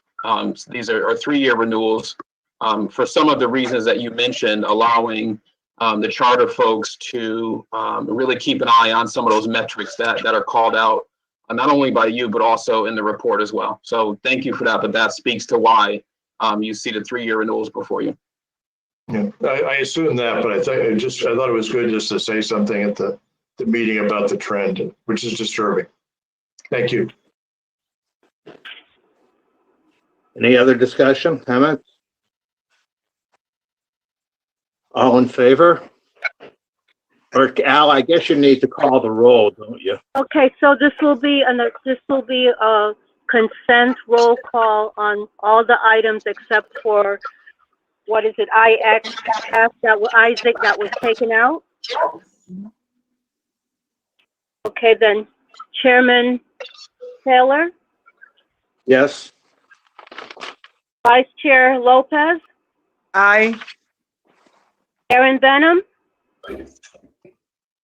Yes. thank you. Bonnie Burr, Yes. Eric Clemens, Eric Clemens, Yes. okay, that's a yes, all right, thank you. Karen DeBose sorry. Walton, Yes. thank you. Elwood Exley, Yes. Donald Harris, Aye. Martha Prue, Yes. Wilda Riesco, Yes. Malia Seavey, Yes. okay, Chairman Taylor, the consent agenda has passed, not including agenda item IXF for Isaac. So that's all been favored. Okay, and I think we ought to move on and take, may I have a motion to approve item 9F? Have to. So move. This is Estela. Second. Second. Thank you, Don. Okay, now motion to approve item 9F. Yes. So move. This is Estela. Okay, Chairperson Taylor, I believe so that is now, Board Member Seavey pulled that for discussion. Yes. Okay, thank you.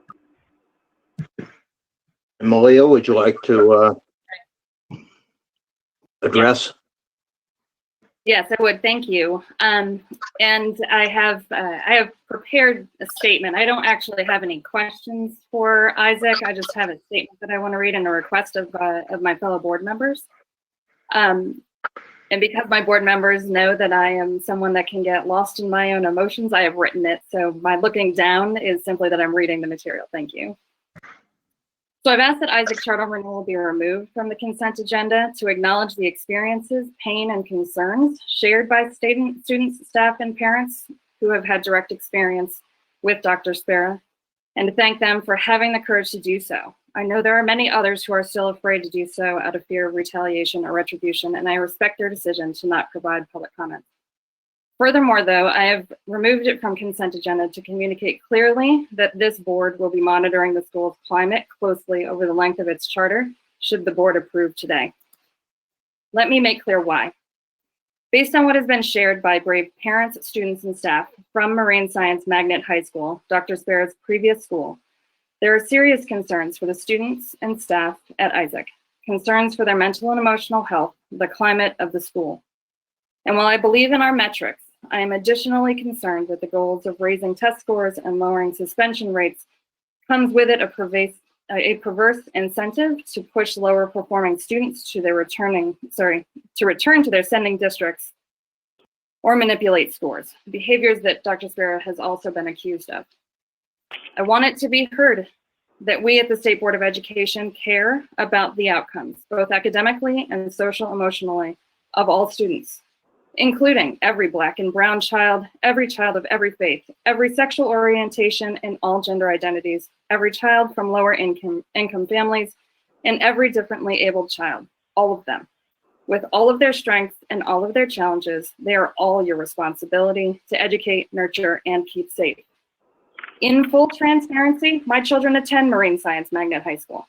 There are many fantastic elements to the school, and much of that is indeed thanks to Dr. Spera. His charismatic personality has won him connections and relationships throughout Southeastern Connecticut alone that have resulted in opportunities for the students at the Fish School that just don't exist in other schools. I hope these can also serve Isaac well. And there are many students that have never personally witnessed or experienced what has been reported by others. I am happy for them. However, all of these wonderful things do not justify for one single moment the deplorable manipulations claimed to have been inflicted by Dr. Spera. To them, the students and staff, I want to say that you deserve better. I want the public to understand that the State Board of Education does not have the power to make hiring decisions at a charter school. That is up to the charter school's own board. Our role and responsibility is to ensure the state's investment in the school is resulting in, among other things, the positive academic outcomes and school climate. It is our job to monitor what is happening in the school and hold them accountable. I desperately hope for great success at Isaac for the entire school community. And I want students, parents, and school staff to know that the department is always available to listen and respond should these behaviors that inspired my words arise again. No one should live in fear, ever. With this, I ask that Isaac School be required to appear before the State Board's Accountability and Support Committee on an annual basis through the length of its charter to regularly report on its school performance, specifically with teacher, student, and parent input on school climate. That's all I have. Thank you. I think the committee can invite them at any time, and I hope it will from what you've said. Yeah, Alan, if I may, I want to thank Malia for her statement. I've been having technological difficulties and went out of the meeting and came back again, but hopefully I'm in now. You're able to listen and see me. So I apologize for that. And we are in agreement with Malia that we would invite Isaac School to come before the Accountability Committee to ensure the climate and the of a charter school. So I thank her for bringing this up and for doing it in a manner that is takes the students' well-being above everything else. So thank you, Malia. Yes, I agree. I have a question. When we say we didn't, oh, this is Woody. when we say we would invite the school to come before the committee, who actually would represent the school? We usually invite the principal, and we may invite the chair of the board also, but Lisa can answer that. We expect both the principal to attend and sometimes the chair of the board also to come. Correct. You're correct, Dr. Lopez. And currently on the line, we do have Dr. Spera and the board chair, Christopher Jones, who are present, who have received this message. And we will work to make that happen each year. Will that language be included in the renewal? Correct. We will make some revisions to the executive summary to include that. And I would, if I may, in terms of who's invited, I would encourage the invitation to be of not only Dr. Spera, but of the current board chair at that time. Yes, we will do that. Excuse me, just to clarify, so the language that you're asking to be added to the executive summary, is that starting with the one that we'll be voting on today for Isaac? No, I think that will be in the report, Aldi. That's not in the necessarily in the resolution. All right, thank you. Just needed some clarity. Any further discussion? So I guess we need a vote on a 3-year renewal for Isaac. All right, thank you. I will now take a roll call for a vote on Isaac. Chairman Taylor? Aye. Vice Chair Lopez? Aye. Erin Benham? Yes. Bonnie Burr? Yes. Eric Clemens? Yes. Karen DeBose Walton? Yes. Elwood Exley? Yes. Donald Harris? Aye. Martha Prue? Martha Prue? Yes. Thank you. Awilda Riesco? Yes. Malia Seavey? Yes. Thank you. The Isaac motion on consent has passed with all in favor. Thank you. Okay.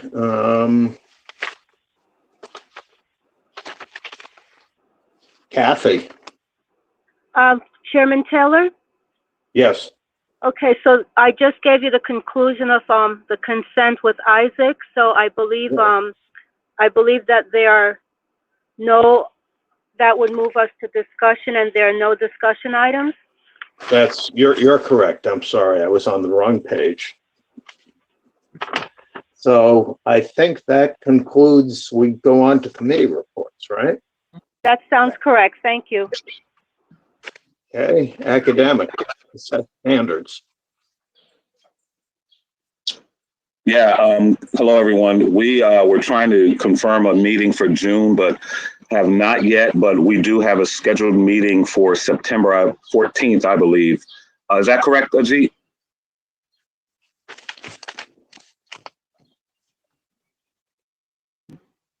Yes, I believe so. And you're still working on one for June? Is that what you said? We are. We're still working, trying to confirm one. If not, we have one scheduled after the summer for September. All right. Accountability. We met twice in May, and we welcomed 2 new board members, Bonnie and Woody. And as you saw from the agenda today, we review the schools that were seeking renewal for charter, and also the ones that were applying to be Commissioners Network. So we had a very busy schedule. I also want to share with my fellow board members that when we have a meeting, if any other board member that is not in the committee wants to attend, just to let me know. and you're welcome to attend to our meetings. So I know Bonnie said that she was enjoying being part of that committee, so you're welcome to attend. And again, I don't think we have any meetings planned for the rest of the summer, but we'll never know. Thank you.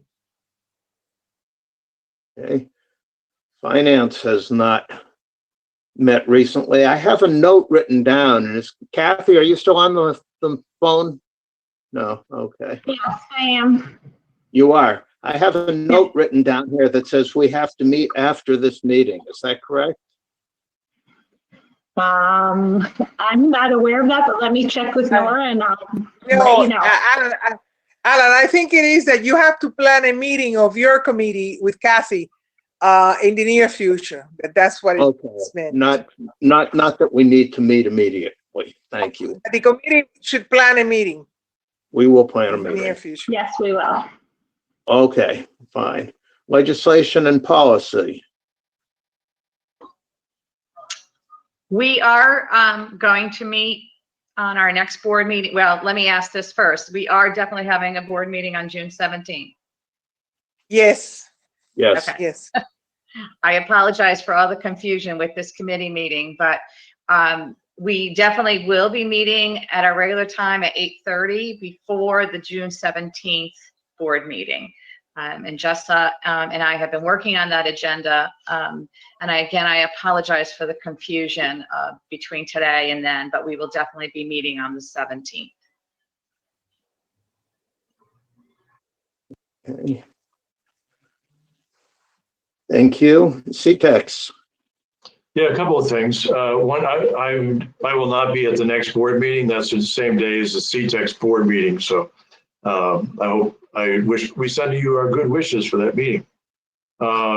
In terms of graduation, each school is coming up with their own graduation plans and consistent with the state guidance and what the central office is asking them to do. They developed a variety of creative plans, including in-person graduations by trade areas, where the number of children and people attending that would be within the guidelines, virtual ceremonies, as well as even some drive-in theater celebrations. They've also been doing social media campaigns to congratulate the graduates, delivering lawn signs, which I know I've seen in my neighborhood for the local high school, people who are graduating, and decorating the exteriors of the school with inspirational messages. Then the reopening process, they're working on that in conjunction with the commissioner's office, the teachers union and other bargaining units, considering both in-person and virtual possibilities for student instruction in the fall. And hopefully it will go smoothly. And I think it was one thing I picked up from the presentation by the students, we need to make sure there's a lot of student voice in that process. In summer school, we're planning both in-person and virtual options within the guidelines. And we're hoping that we'll be able to have our neediest students in the in-person version of that. On the freshman orientation, we're going to be doing the first ever virtual freshman orientation for students and their families receiving visits to an orientation site to go over the things they need to know before school starts.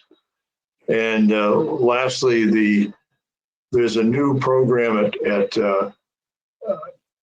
have been some new programs in the schools, and one has been the Vinyl Tech, the protective services one, where they have set up command centers and worked how to do that. They have been providing weekly information reports to some state and federal organizations, as well as to their teacher, who is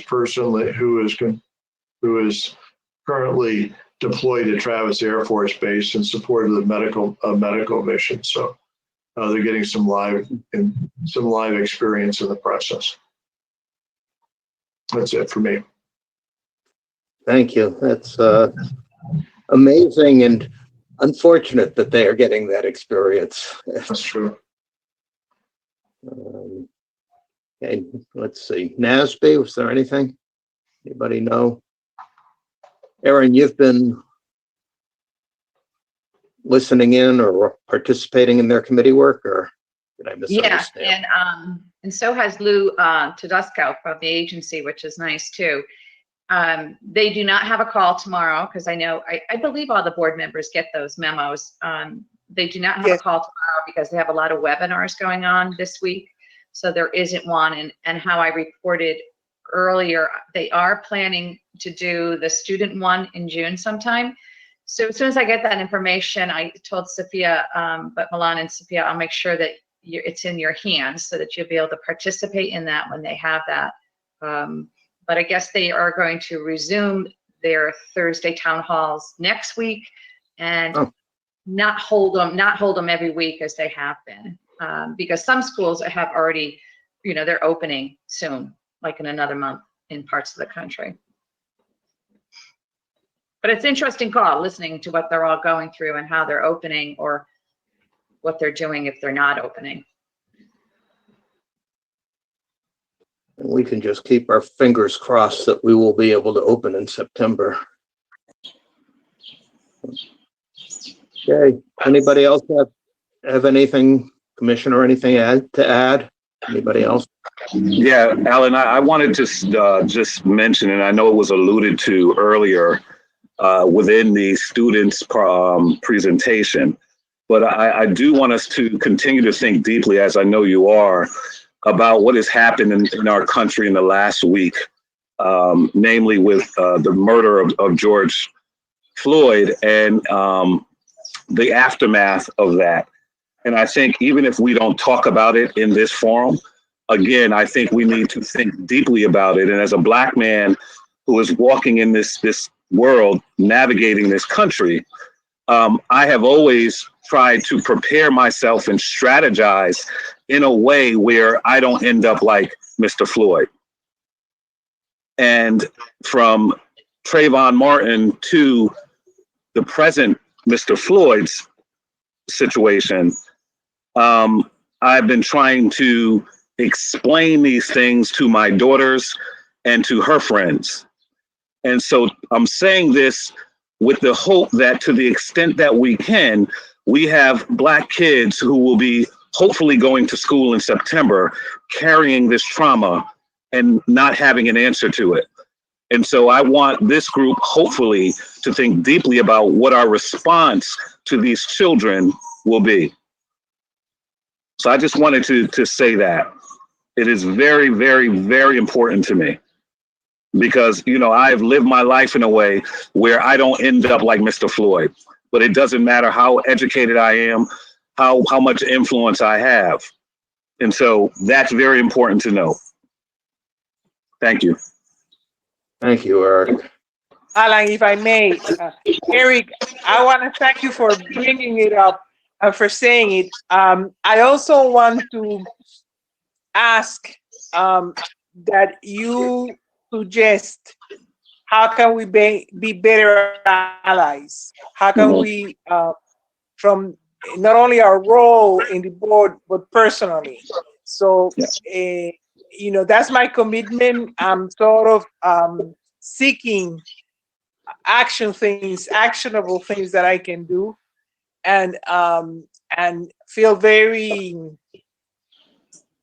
troubled by my limitations at the moment. So I appreciate your words. I appreciate what you're saying. And personally, I invite you to please reach out to me so I can be a strong ally and be there for you and for everyone. Thank you. That means a lot, Estella. Thank you so much. Well, I mean, this is not a Black issue. Alan, if I could. Yes. Just want to weigh in. I thank you, Eric, for bringing this issue up because I, for one, have been dealing with it for the past week. I am often reminded, and I had conversation with members of my family about having the talk, as we call it, with our young Black males.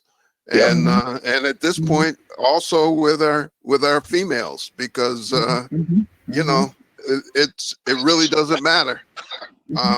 what's going on. And I am troubled because just like I made the comment about not for us not to forget what those students have talked about earlier in this meeting, we cannot forget what has happened to George Floyd. I wrote an article that's going to appear in our local newspaper and sent out letters to my local school community, because in 1968, I was teaching in Bloomfield when Dr. Martin Luther King was gunned down. And that was 52 years ago. And here we are again. You know, when is this going to get fixed? But again, thank you, Eric. We still have some ways to go in this battle. Yes, yes. Ellen, Yeah, Ellen, I also wanted to add that this is a matter that impacts all of us in many ways, because it's the message that we're conveying to the people we're surrounded with in many ways. So therefore, you know, and I working with a population of a lot of African American and Latino males, you know, it's very difficult to be able to talk to them about, you know, that this is a fact and this is going to continue to happen. It will continue, and this is where, you know, there's civil rights and we live in a democratic world where, you know, this whole thing about dignity and respect should continue to be expressed every day, starting in our homes, in our communities. So Eric, thank you for bringing it up, because I was going to bring it up too towards the end of this meeting. So thank you. Alan, could I, Eric, thank you so much for bringing that up. It's, it kind of hurts me to the core. At some point, this is going to stop. And I think it only stops when we all recognize that everybody else is a human being, and that we need to treat everybody as if they were us. There was no difference between us. You mentioned you and Don mentioned the talk. I was talking to some folks who said that it's not only getting stopped by the police. If we've had doctors that worked at the hospital who were African American who would be stopped going home to after work because they were living in a nice area. Some folks have talked to me about having to talk about going to the mall, as simple as going to the mall, that they have to let their kids know that wherever they go in the mall, they need to make sure they get their receipts and keep them in their pocket, because they may well be stopped in the mall and asked, did you steal this? And they've got to be able to prove that they bought that. And it's just the oppression that comes with that, and the mental anguish that comes with that for the kids that are involved and everybody else. It's just, we just have to stop that. The thing that I thought about with this week a lot is just that, not only is there the police violence, but and I know the board has been as active as they can be in this, but we've got to do something about the equity in education. It's just as powerful as the police things. It's another example of how we treat different communities differently. And we need to get beyond that. We need to say that now is the time that we're going to have equitable education for every child in this state, regardless of their economic background, regardless of their race. And we can't say it's okay to have some doing well and some not doing well. And we need to fund them in a way in which they can all thrive. I'm sorry. Thank you very much. Thank you, Bob. I want to thank Eric for bringing it up. My parents raised 3 Black men, and this is not new. This isn't something that just started recently. The difference is that it's being filmed and that people are seeing it worldwide. But this has been going on a very long time. Eric, to your point, I remember the talk when I was little. Now I've got to get ready to have a talk with my son and my daughter. So I appreciate you going there, man. I really do. Yes, sir.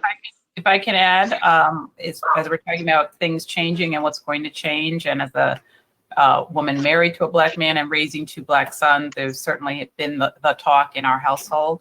What I challenge everybody, though, who walks through this world with a level of privilege, I want to challenge you to think about what are the talks that happen in your homes, and what's the talk, right? Because there's talk that's happening that allows us to raise people who can put their knee on somebody's neck for 10 minutes and not see humanity. And we have to figure out what are those talks that are happening that are creating an inability to see humanity in others. So absolutely, there are the preventative talks that parents, particularly of Black-bodied children have, but I really push through our education system, through our day-to-day parenting conversations. What are the talks that particularly white families are having, and to challenge that we hold some space to really think about how that conversation is happening in our school settings, in our home settings. Thank you, Karen. Thanks, Karen. Thanks, Desi. Thank you, Bob. Well done. And I think, I just, go ahead, Sophia. oh, thank you. I just would like to thank Eric for bringing this topic up, and I wanted to respond with what I've seen in my community as a result of my school community as a result of everything going on. And I've seen it's been great to see so many students just joining together, using their social media platform to not sit when this is happening, to stand up to what is happening. And I know I saw Millen and I on our social media yesterday are pretty much almost all of our school grades participated in a media blackout, and to highlight everything that is going on and simply to share facts on what has been happening and what is happening and what will continue to happen if this doesn't stop. And I think that this is why we need our school community to be close-knit, to be supporting of one another, to be able to lift each other through trauma like this that is happening, and be there for students who are going through more trauma than some of us can ever imagine. I want to echo what Sophia said, and thank you again, Eric, for saying that, because I think all year, me and Sophia have heard, and throughout this board, we've talked about issues and how that's working for equity in education. And I think especially what's been happening now, there's this solidarity we see on social media and with students especially. There's finally a calling we see that everyone sees the injustices happening. And I think that as students and as a board, we need to really support students and their mental health with that aspect of it, because I know so many students aren't feeling comfortable how that's working for equity. Not that they're not comfortable, that they just feel very scared and alone, especially during this COVID situation. And I want to commend Commissioner Cardona for sending out all those resources list for students, because that's really what we can do to help students during this time. And more than that, when we come back, it needs to continually be a conversation and continually be something we talk about, especially the board. And I just want to chime in as well, and thank you, Eric, for raising us. I've been thinking, I want to echo everything that everyone's said, and then to add on to that, just thinking about, what is it that each of us within our own seats, whether it's on the board or elsewhere, what is it that we do? But speaking from a board perspective, right, what is our responsibility to continue to ask those hard questions, holding districts accountable, looking at data, asking why and what's going to be different?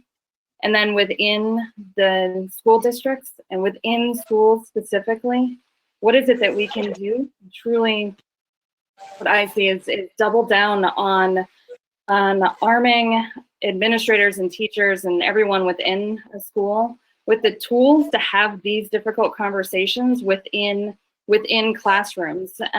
When racism is blatant and not so blatant, but it's present, what are those conversations? Not just turn away, not just say, oh, teenagers will be teenagers.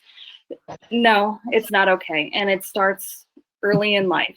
And so just thinking about what is it that we specifically can do to not let this moment just be another moment, to actually make the change in Connecticut that we need to see happen. But thank you again, Eric.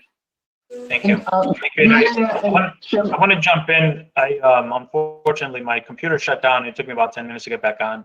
So I did catch the conversation, and I just want to share. I heard Dr. DeVoe-Walton's comment regarding what are the conversations that are happening outside of the Black community. I think if we don't recognize that there's a role for everyone, if we don't connect what we heard from students with what our role is as an education, then we're missing the point. There are overt acts and there are covert acts. We have a responsibility to be just as fed up with subtle forms of racism, institutional racism, with the fact that subgroups of students are underperforming for decades, and we've developed a sense of normalization.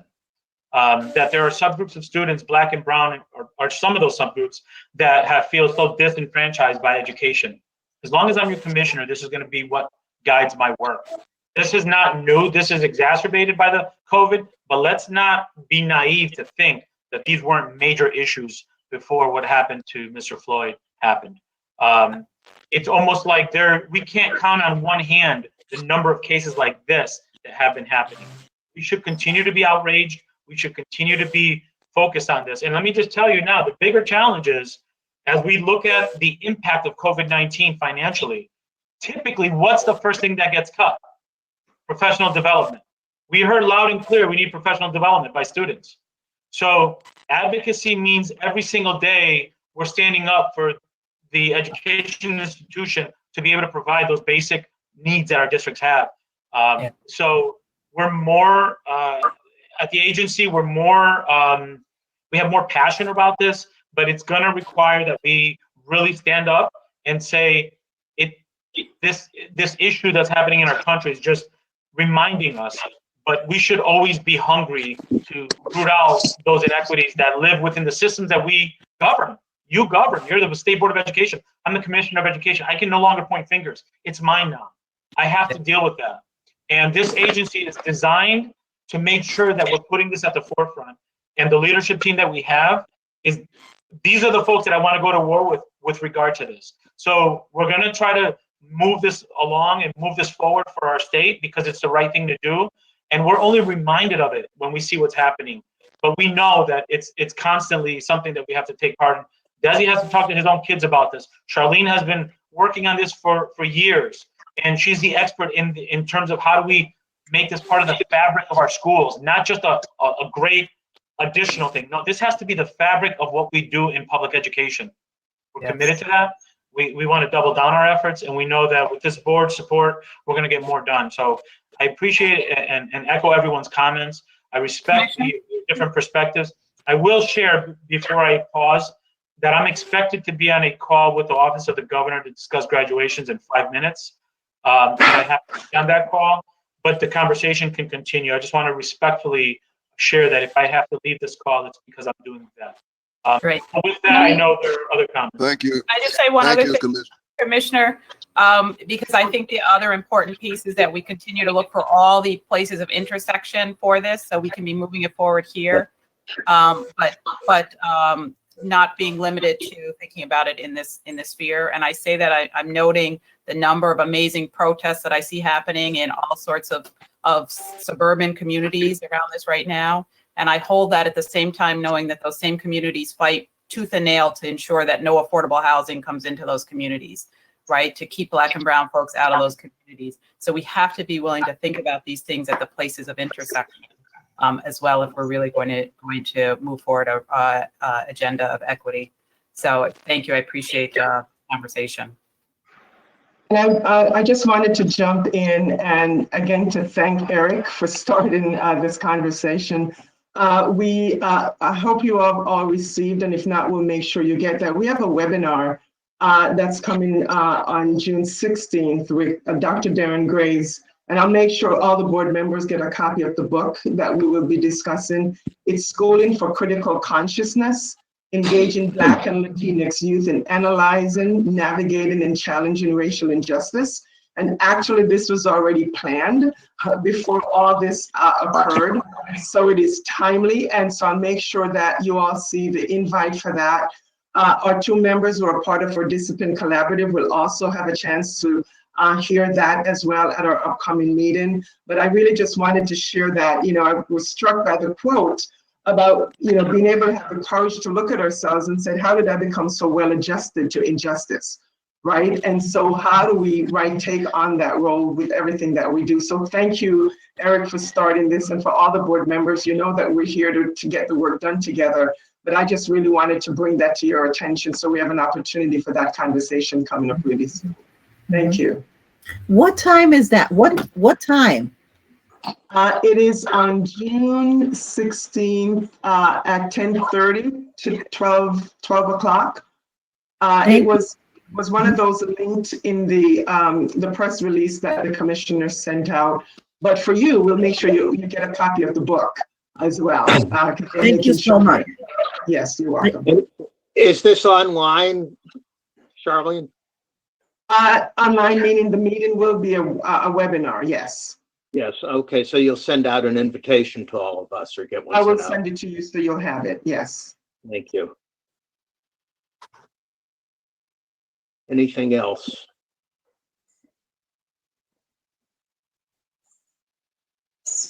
Okay, thank you. This has been an amazing meeting at a extraordinarily difficult and I hope different time. Eric? Yes. Yes, sir. I thought you were trying to say something. No, I'm not. I've said enough.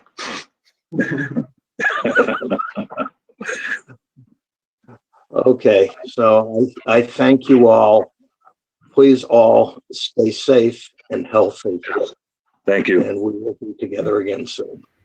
All right. Thank you, Alan. Thank you. Stay strong, y'all. Thank you.